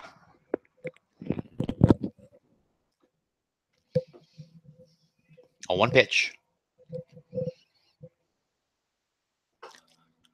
And that one's in there for strike two, and Yoshihara ahead of the hitter here, 0-2. Fuchs digs in the batter's box. Yoshihara winds and throws the 0-2 pitch. Ooh, and that one comes inside, and Fuchs goes down hard, but pops right back up and goes down to first. Looks like Fuchs was going for the bunt there and left. You know, when you're coming in for the bunt, your body's going to open up a little bit, and it hit him right in the midsection. And for us guys, that's gonna be a little bit more than just a brush off. Yeah, hopefully that wasn't in any vital spots there, but it looked like it got him in the ribs.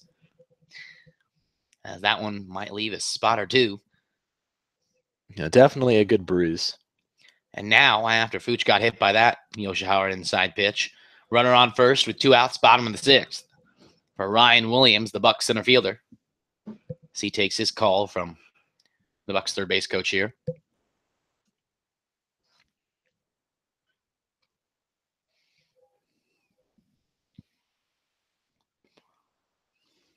And that one's found the backstop by Williams. 0-1 count with 2 outs, bottom of the sixth, 7-6 lead for the Chinooks.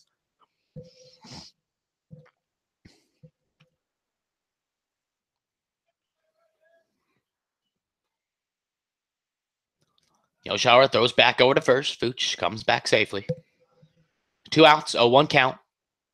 Bottom of the sixth here. Ryan Williams stands in against Yoshihara on the mound. And the pitch. And that one misses outside for ball one. It was definitely a good thought there for Yoshihara to put that one in there. Just missed a little bit. Williams did show a couple signs of wanting to swing there, but managed to hold it. And we'll see here what Williams does. And he swings there. Swings right through that one to make it a 1-2 count now. The Pomona pitcher on the mound, Yoshihara. 1-2 pitch coming up, 2 outs, bottom of the sixth, runner on first. With Tyler Yoshihara on the mound. And the 1-2 pitch coming up to Ryan Williams at the plate. Yoshihara sets and throws. Fuchs is going. Rojas comes up, the ball in the dirt. Mitchie applies a tag. And safe as the call is Mitchie. Not able to keep that ball in his glove. And Fuchs steals second there. And again, Rojas placed that ball well. It was just a matter of Mitchie being able to, catch it and apply the tag. And I guess just on the transfer there, it didn't work out. And now a 2-2 count coming from Yoshihara with 2 outs. And that one's fouled back to keep this count at 2-2. Runner on second, 2-2 count, 2 outs, bottom of the sixth. The Bucs down 1, 7-6. Yoshihara looks in. And throws. As that one's ripped down the line and left, and that ball is going to be trouble. Fooch is going to come home easily from second, and Williams going to dig around first. And Williams has a stand-up double in this game, is tied at 7.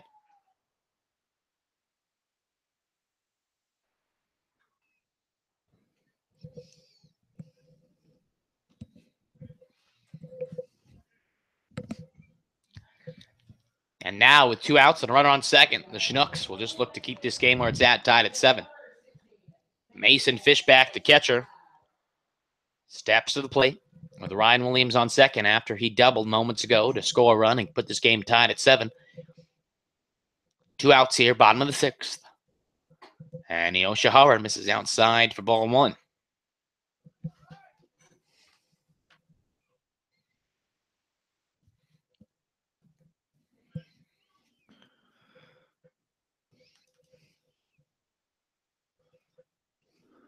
In the dirt. Ball 2 now.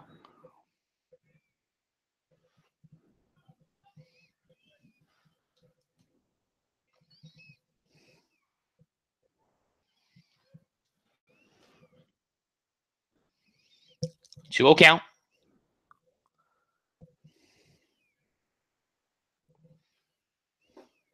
And that one down low, and Yoshihara 3 straight balls here for 3-0.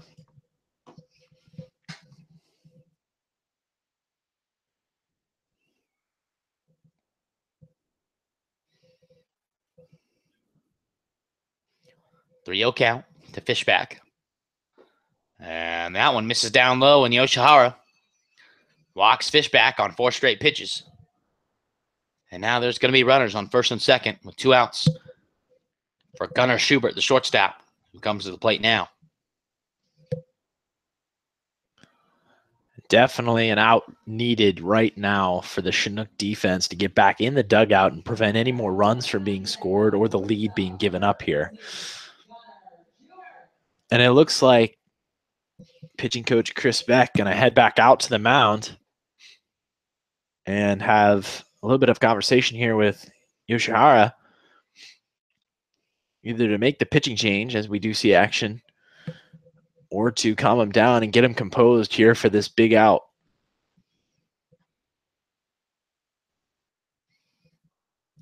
And it looks like Beck, the pitching coach, will leave Yoshihara back out there for at least one more batter.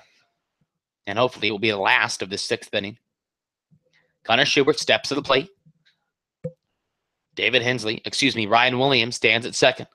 Mason Fishback at first with 2 outs. This game tied at 7 in the bottom of the 6th.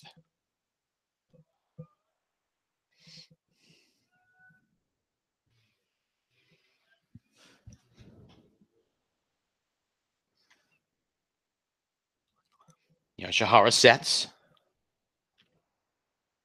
And a swing and a miss for strike 1.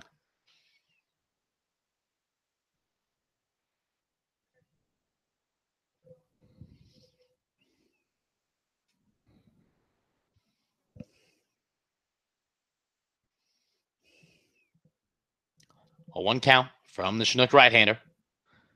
And that one, that might be trouble. Gilcrease going to have to give chase as Gilcrease dives and does not come up with that one. Williams scores. Fishback scores. And safe is the call at home. 2-run score. As Schubert has a 2 RBI double. And this game now in favor of the Bucs, 9-7. As Gilcrease hustled over there and dove, but ultimately couldn't come up with that ball out there and right.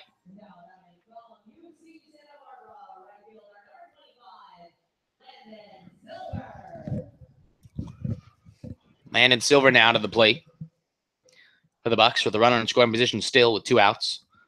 9-7 lead for the Bucs. And that one's down low for ball 1.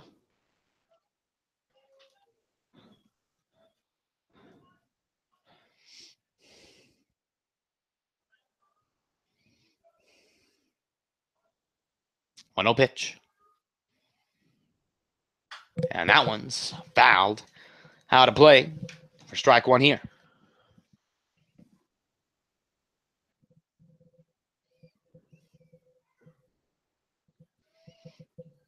1-1 is the count.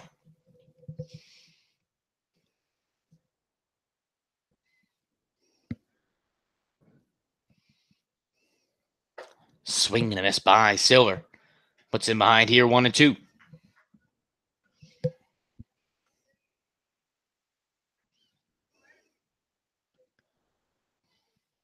1-2 count.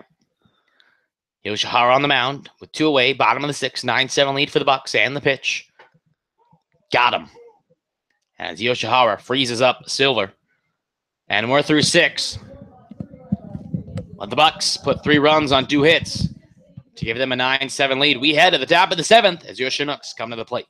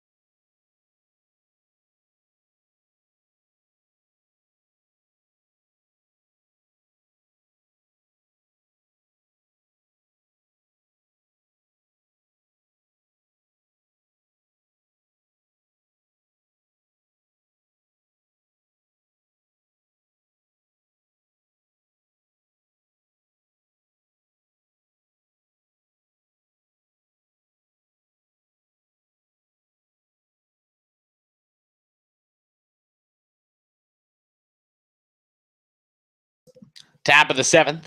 And after the Bucs played at 3 in the bottom of the 6th, they hold a 9-7 lead with Aaron Shackelford, a Masters University shortstop, stepping to the plate. Takes that one for ball 1 from Kane Eckert at the plate. On the mound.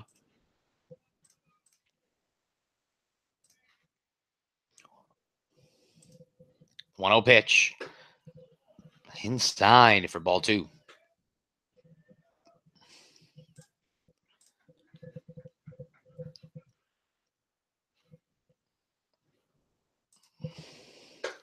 That one hangs outside, and there's a 3-0 count now.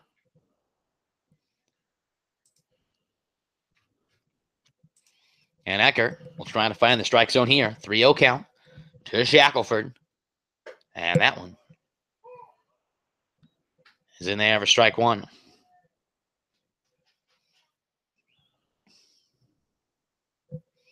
Three-one pitch from Eckert off the mound. And that one's in there for strike 2. Shackelford does not agree with that call. But we'll have to choke up and protect the plate here. Now a full count.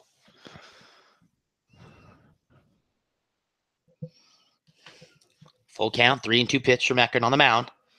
And Shackelford just gets the butt on that, sends that one foul. To keep this alive at full count, 3-2.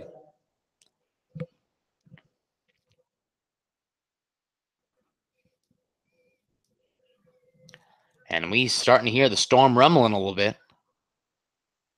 Shackelford sends it out to left center. This could be trouble. And that ball is going to go over the wall in left field. As that is a solo home run from Aaron Shackelford.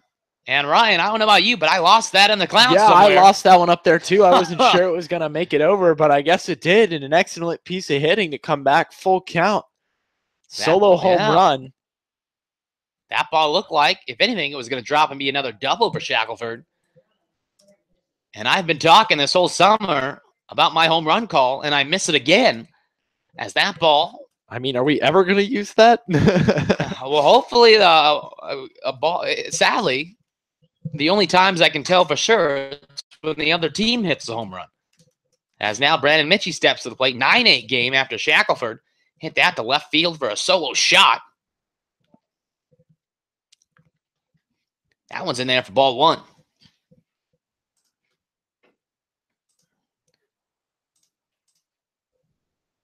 And the 1-1 pitch from Eckert. And there for strike two.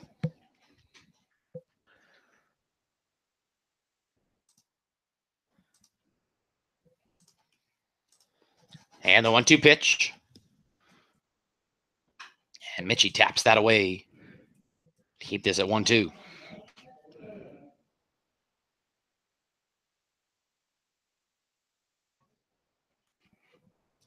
One-two count again from Eckert. And Mitchie right back to Eckert. Eckert calmly fields that. Throws over to first. And out number one.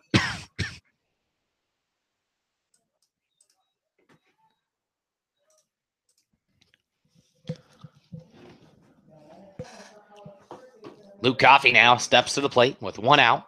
In the top of the seventh, this game 9-8 after an Aaron Shackelford solo shot to left field.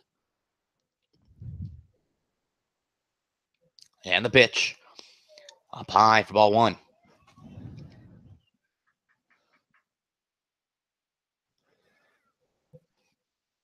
Eckert, the 1-0 pitch. And there for strike one.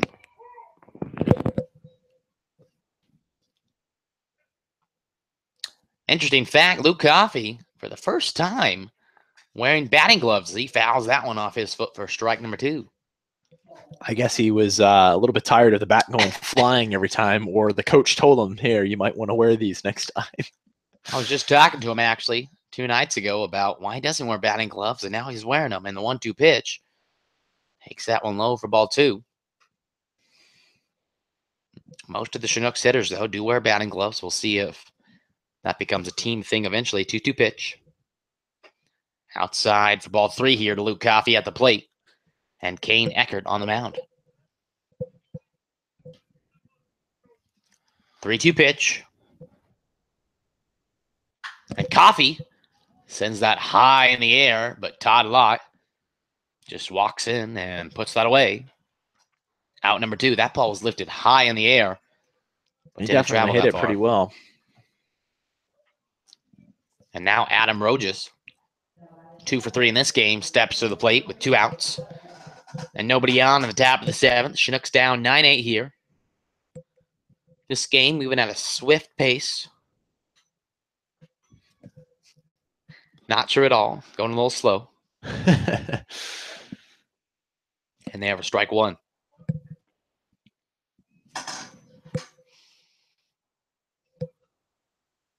A 1 pitch. And a swing and a miss by Rojas puts him behind 0-2.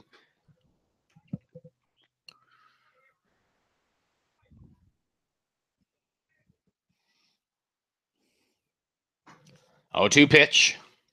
And that ball is lifted out to left field. Todd Lott comes in. Camps under and puts that away, and that's out number 3. The Chinooks get 1 run back after an Aaron Shackelford solo shot to left field. When we come back, the Bucs are going to hit in the bottom of the 7th. This game, 9-8 in favor of the Bucs. We'll be back.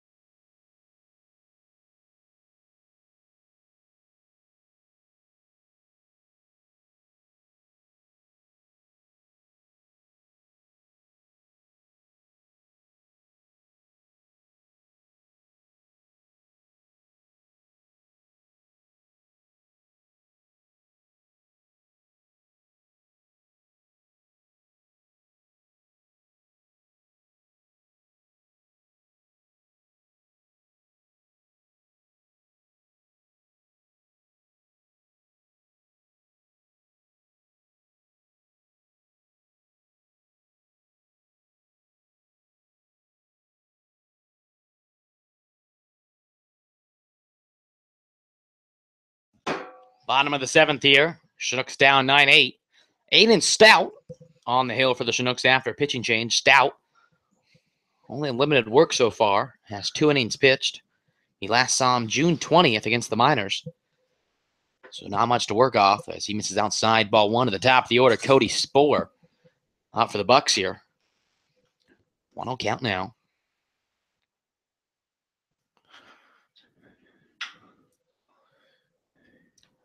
And this is hit to Shackelford. Throws over to first.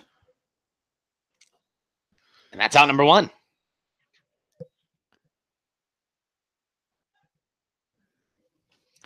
One out now on the bottom of the 7th. 9-8 lead for the Bucs. As Todd Lott, the power hitting right-handed hitter, steps to the plate.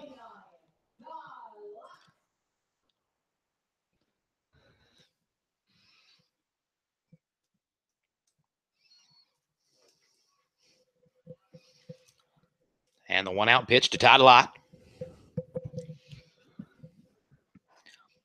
Misses down low for ball 1.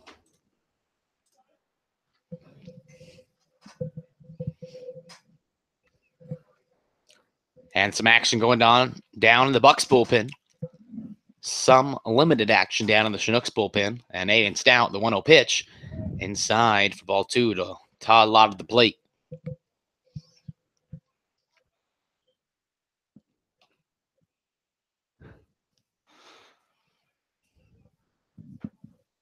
Two-0 pitch. As that one hangs high for ball 3. And Stout needs to find the strike zone here.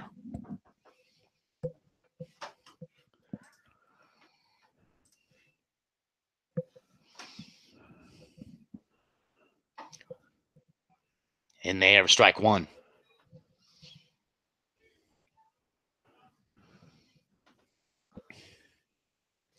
Three-one count to Todd Lott at the plate. Aiden Stout on the mound. 9-8 lead for the Bucs. Bottom of the 7th. And Todd Lott. And that's going to be a 1-out single.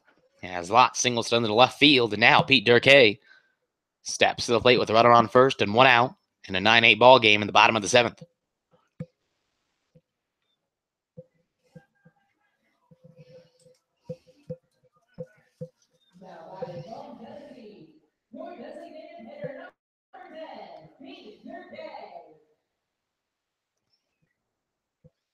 Pete Durkee now to the plate here. With a runner on first, 1 out. Stout settles on the mound and throws. And that one's in there for strike 1. Stout won't eat you up on the velocity chart, but does get the ball in play. And we'll see here if we can get the ball in play for double play opportunity. A 1 pitch to Durkee coming up. Lott takes the lead on first. Durkee digs in at the batter's box. And Stout on the mound. Throws. And Durkee fouls that to the Buck dugout for strike 2.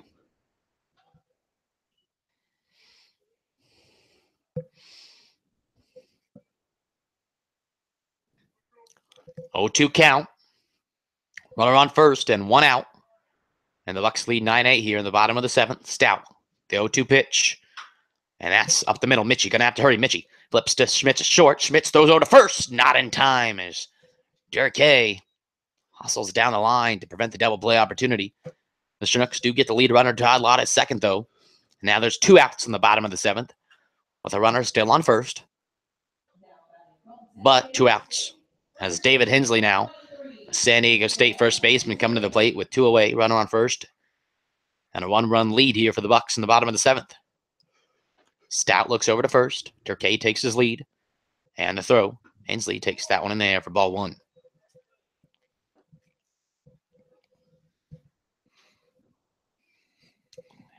In past games, we've seen Hensley roam around in right field, now taking his cuts as a first baseman tonight. Haven't seen much different in his approach, though, as Stout throws back over to first as Durkee slides in safely. 1-0 pitch coming from the Masters University right-hander.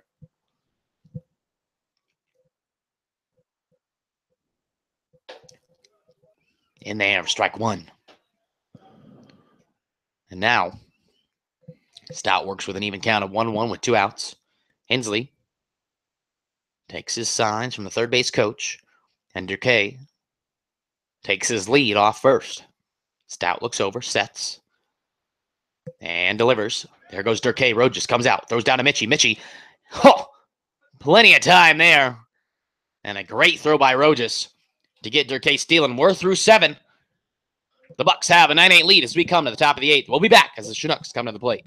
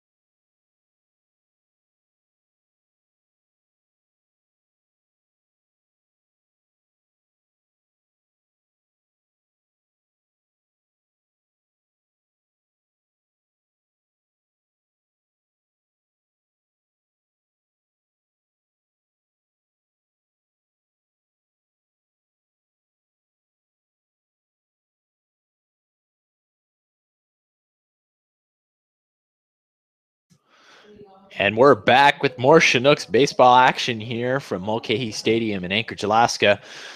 Alex Schmitz coming to the plate now, as the Chinooks trail 9-8 is the score, trailing by 1. And the Bucs have brought in a new pitcher. We will get that information to you just as soon as we can get it. As Schmitz takes that in there for strike 1.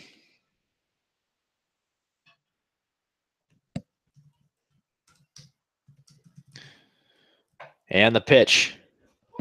That'll be strike 2, again about the same spot. And Schmitz now in a little bit of a hole. 0-2 with nobody out. This can prove to be a little bit problematic. And he'll take that one high for ball 1, making it a 1-2 count. And the pitcher on the mound for the Bucs is Jared Morton of UC Riverside, hometown of La Mesa, California.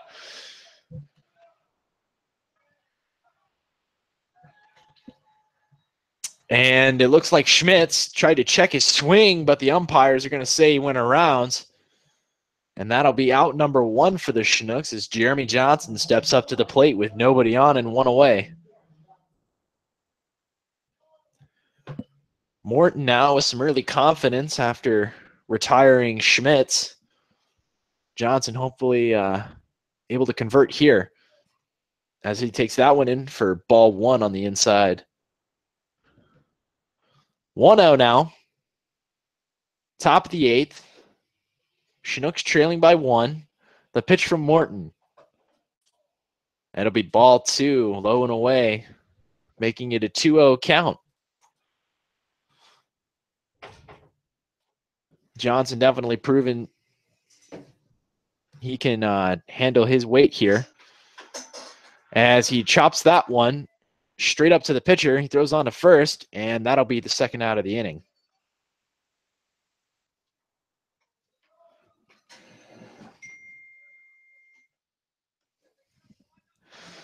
And now Micah Prees steps in with 2 away now, nobody on. The Chinooks Unfortunately, still trailing by 1. The pitch from Morton going to be inside for ball 1.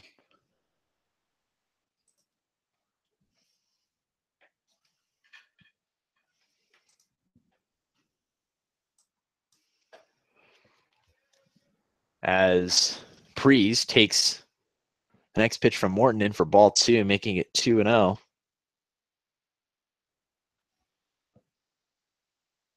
Prees looks on to Morton. Morton looks into the catcher, fish back, and delivers. And Prees is going to chop that one out into center field for a 2-out base hit. And now Levi Gilcrease is coming to the plate with the opportunity to move some base runners and potentially score the tying run.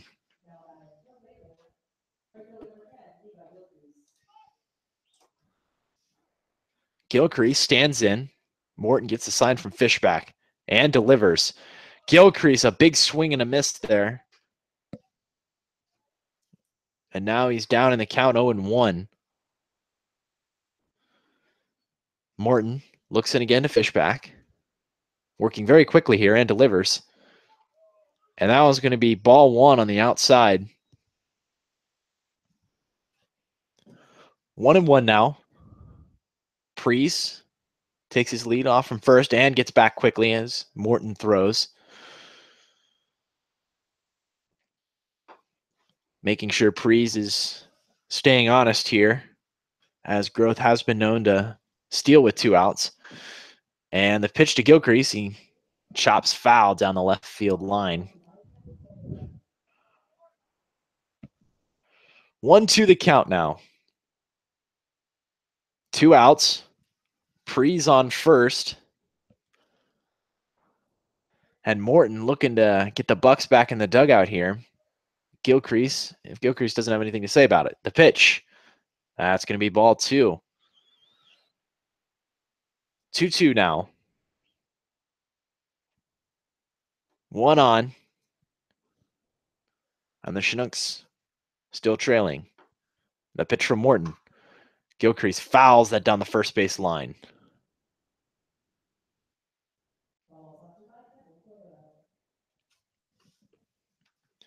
Gilcrease definitely battling here with Morton, doing his best to stay on the pitches, and it looks like he's doing a fairly good job of that. He's fouling quite a few, a little bit early on that last one, or excuse me, late. Morton gets a sign from Fishback again, kicks and deals, and a big swing and a miss by Gilcrease, and that will end the inning. And we'll be back in the bottom of the 8th with the Bucs coming to hit with more Chinooks baseball.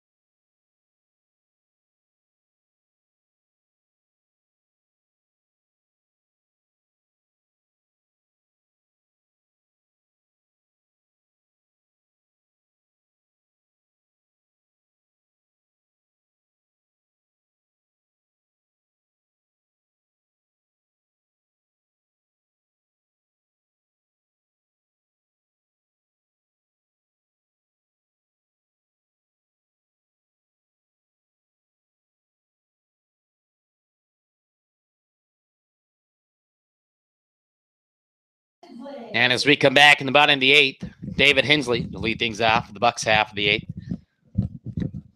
As Aiden Stout back on the mound again. 9-8 lead for the Bucs as they look to add some insurance runs before they try to fend off the Chinooks in the top of the 9th. Stout, the first pitch.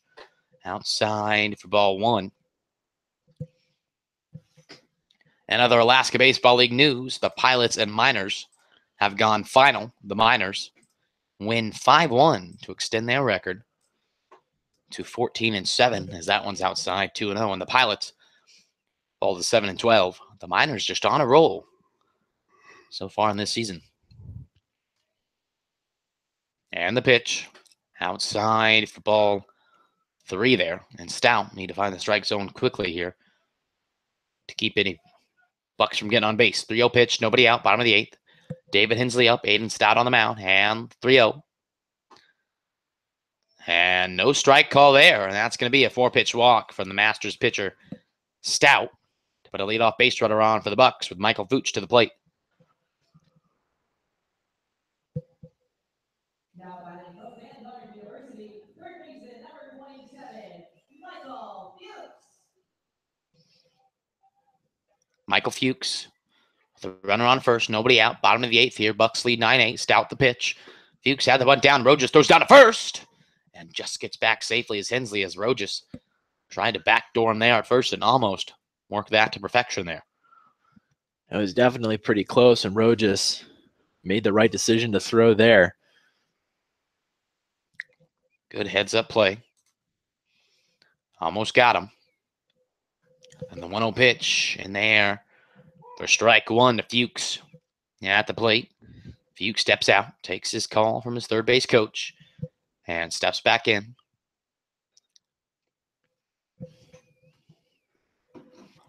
Stout sets and throws.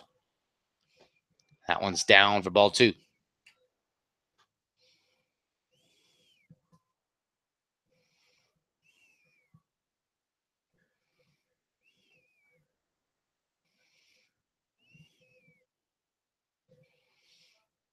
Two one pitch. And there goes Hensley as Fuchs fouls that one down the first base line, and Fuchs will have a 2-2 count as Hensley walks back over to first.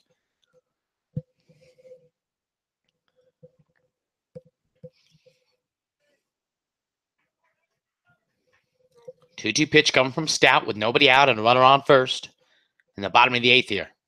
Stout looks over, Hensley at first, and delivers the 2-2 pitch. And Fuchs fouls that one off, and Fuchs seems to be on whatever Stout's throwing out there.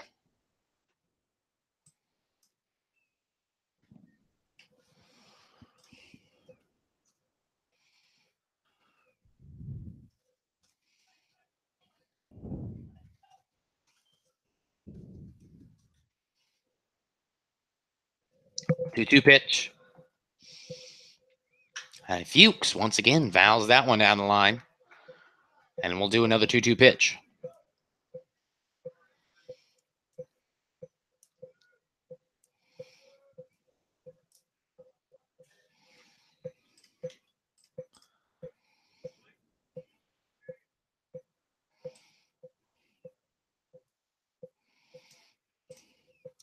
Two-two pitch from Stout, and Fuchs sends that to left center, and this is hitting the gap, and Hensley's going to come from first to third as Johnson goes over to third, and now Fuchs is going to slide in safely to second, and now the Bucs are in good position here to add some insurance runs as Fuchs gets a double out to left center. Now runners on second and third, nobody out for Ryan Williams.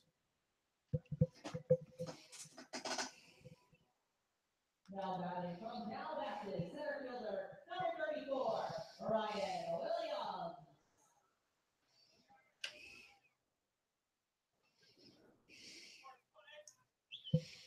Stout looks in. With runners second and third, nobody out, 9-8 lead for the Bucs. And that one's high for ball 1. Chinook infield is in.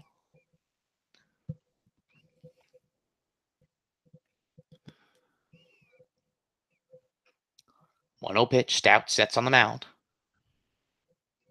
And a big swing and a miss by Williams. Evens up the count 1-1.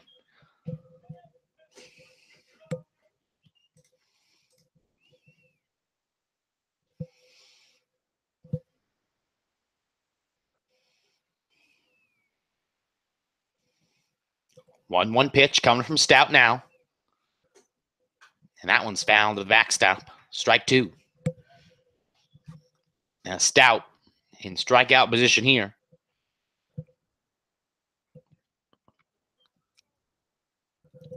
1-2 pitch.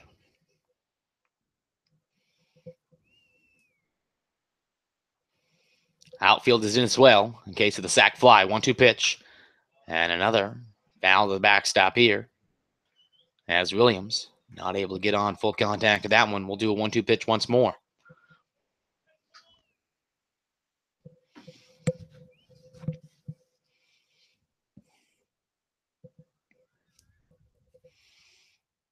One-two pitch from Stout. Runners on second and third. Nobody out. Bottom of the 8th. Ooh, and that one hangs and hits Williams. And now Stout losing control here. Bases loaded. Nobody out. For the catcher, Mason Fishback.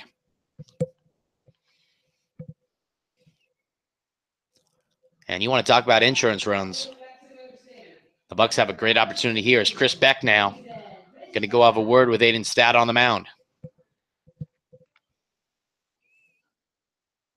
And Beck is going to give the call to the bullpen. And new pitcher coming for the Chinooks. And while we have this pitching change, we'll take a quick break. Bottom of the 8th, bases loaded, nobody out. New pitcher on for the Chinooks.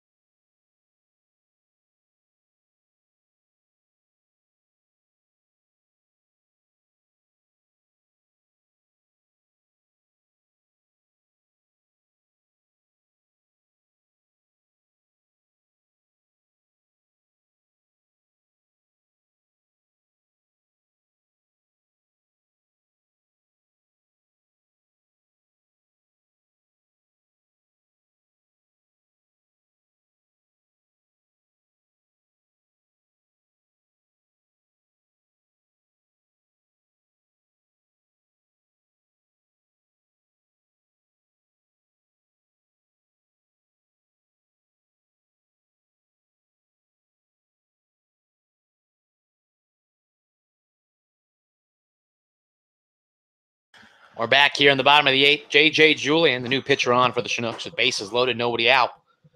And Fishback fouls that one. First pitch swinging. Julian in 10 2/3 innings pitched.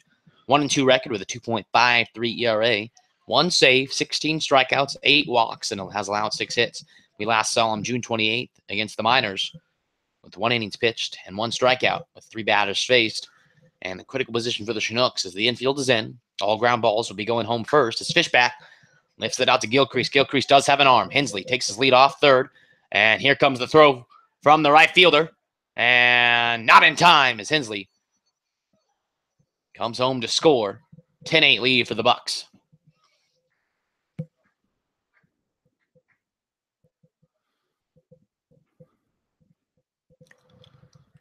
Got the out, but the run did score.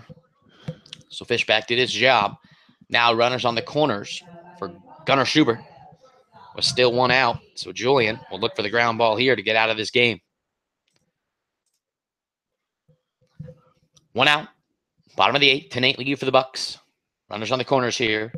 Gunnar Schubert at the plate. Julian from Southern Wesleyan University sets on the mound and throws. Up high, ball 1.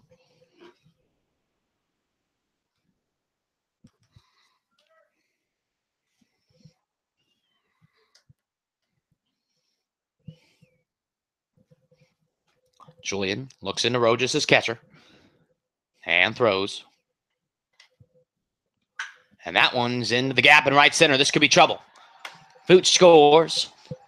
And here comes Williams. Williams going to become home. And the throw to the plate is not in time as 2 runs score for the Bucs. And a 2 RBI double from the Bucs shortstop. And this game has been blown wide open. 12-8 in favor of the Bucs. As Logan Silver, the Bucs right fielder, comes to the plate now with still 1 out and a runner in scoring position at second. Now batting from UC Santa Barbara, right fielder number 25, Landon Silver.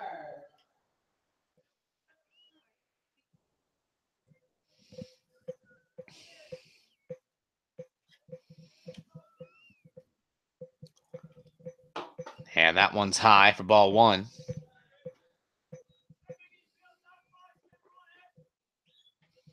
One out, bottom of the 8th. 3 runs have come across to score for the Bucs to extend their lead to 12-8. And in there for strike 1. 1-1 count to the Bucs right fielder Logan Silver at the plate.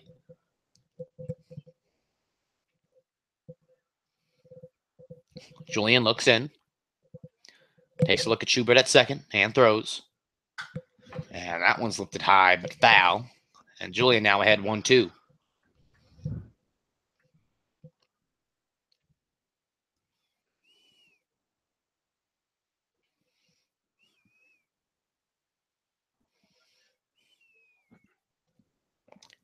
Julian looks ready to throw the 1-2 pitch here.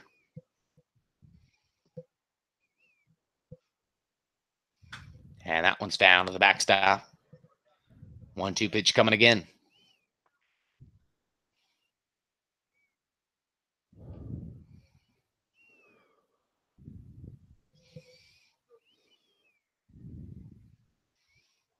Julian sets on the mound, runner on second and 1 out, bottom of the 8th, and throws.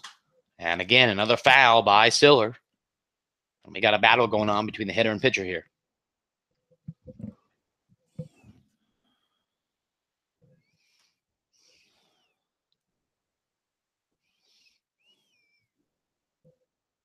Julian, once again, the 1-2 pitch. Ooh, that ball just hung high, and that's going to even up the count 2-2. Julian not sure where that missed, and I can say the same, not sure either. Yeah, that ball was definitely right where it needed to be. However, the umpire disagrees with all of our opinions. 2-2 pitch. And that one is in there for strike 3 as Julian gets a second out of the inning. And now the top of the order, Cody Spohr stepping to the plate for the Bucs. 12-8 lead. Bottom of the 8th, runner on second and 2 outs.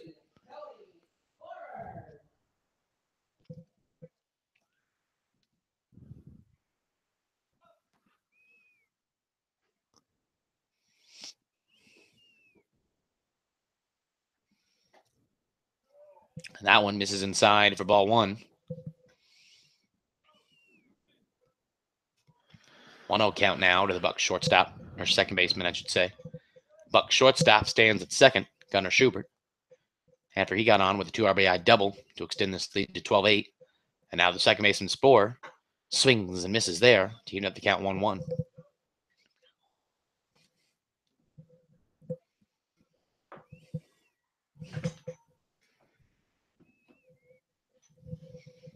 One pitch.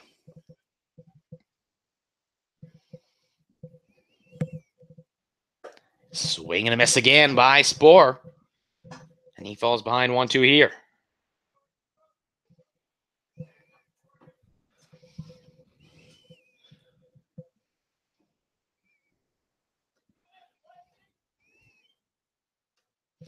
Julian gets the sign from Rojas.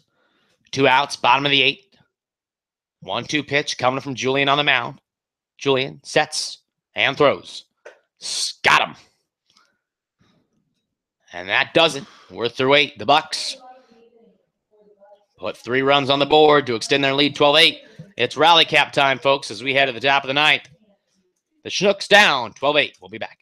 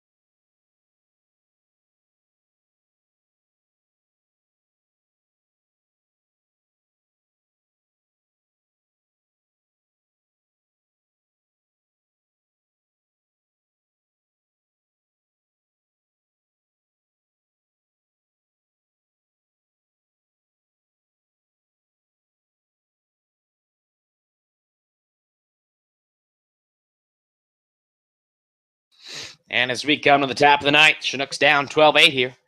New pitcher on for the Anchorage Bucs, Robert Winborn, the Atlanta, Georgia native, the right-hander, 6'2", 185 from Georgia Tech, comes into this game with a 1-0 record, 1.63 ERA.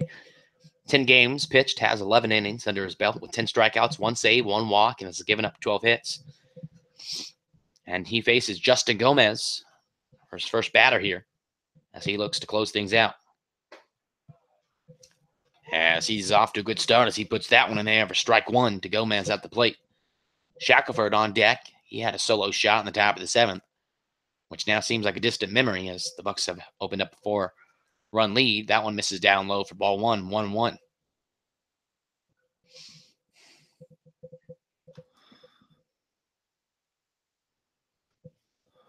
One pitch, nobody out, top of the ninth. Justin Gomez at the plate. Outside and low for ball 2 here. Gomez, the last few games, has been struggling to find the groove in his swing, but always a danger out there as he has belted some balls to the gap quite frequently in this league. 2-1 pitch coming up to him now. And that one's low for ball 3. And now Winborn on the mound will have to be careful here not to hang one over for the powerful Justin Gomez at the plate. 3-1 hitters count here in this 12-8 ball game, top of the ninth. As Gomez looks to start a little rally here for the Chinooks. And that's a good way to start as the Chinooks get a base runner. As Gomez takes that walk, and now Aaron Shackelford will come to the plate with a runner on, nobody out. At the top of the ninth, Chinooks down 12-8 here.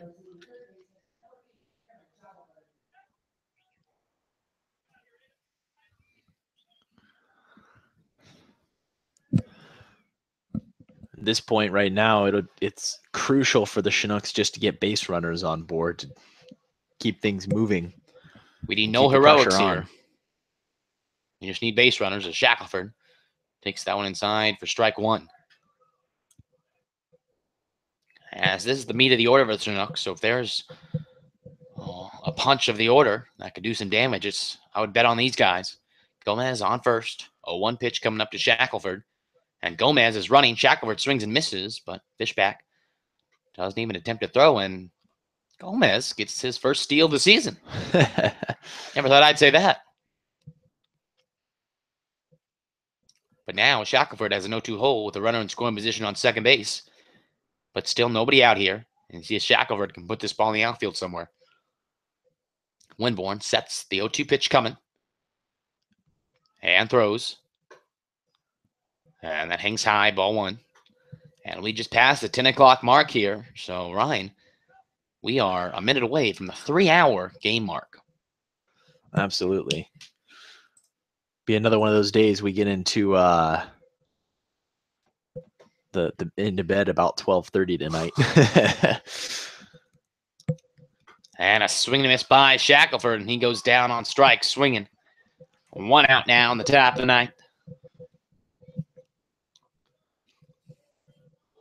As Brandon Mitchie comes to the play now.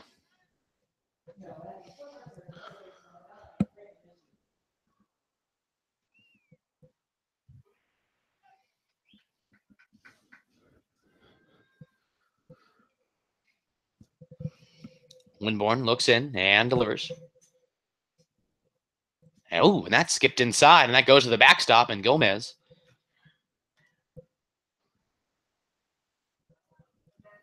It's going to come over to third.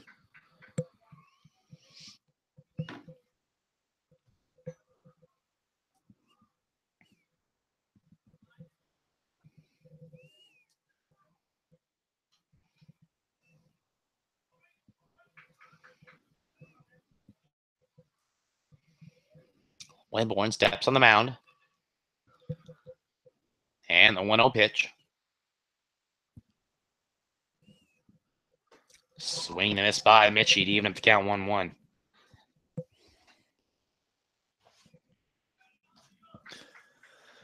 Mitchie right now with Gomez on third. Huge opportunity to convert.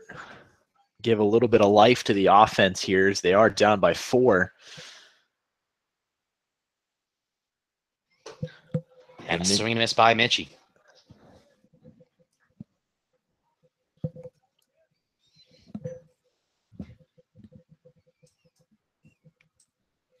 Mitchie with a runner on third, 1 out, down by 4. Will have to protect his plate here as Winborn gets ready to throw the 1-2 pitch. And a swing and miss by Mitchie. And that's 2 down now in the top of the ninth. And Luke Coffey represents the last chance here for the Chinooks. 2 outs, top of the ninth. Runner on third for the Chinooks. And Luke Coffey at the plate here.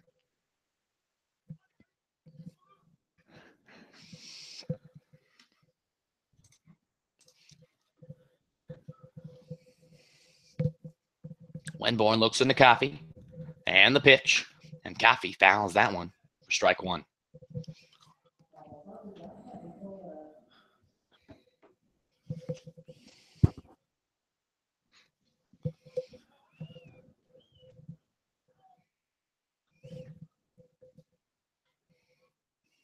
Oh, 1 pitch.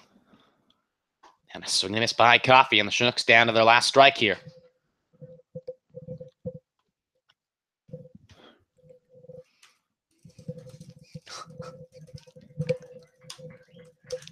Oh, 2 pitch coming from Winborn.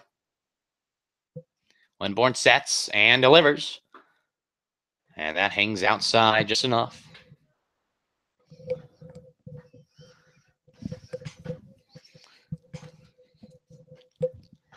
One-two pitch. 2 outs, top of the ninth. Winborn again, sets and throws.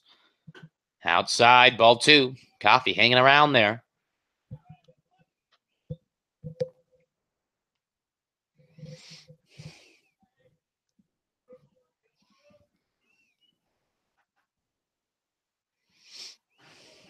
Two-two pitch coming from Winborn. And a swing and a miss by Coffey. And that's going to do it. The Bucs win 12-8. The Chinooks had their chances, but couldn't capitalize. We'll take a short break, but Ryan and I will be back with a short post game.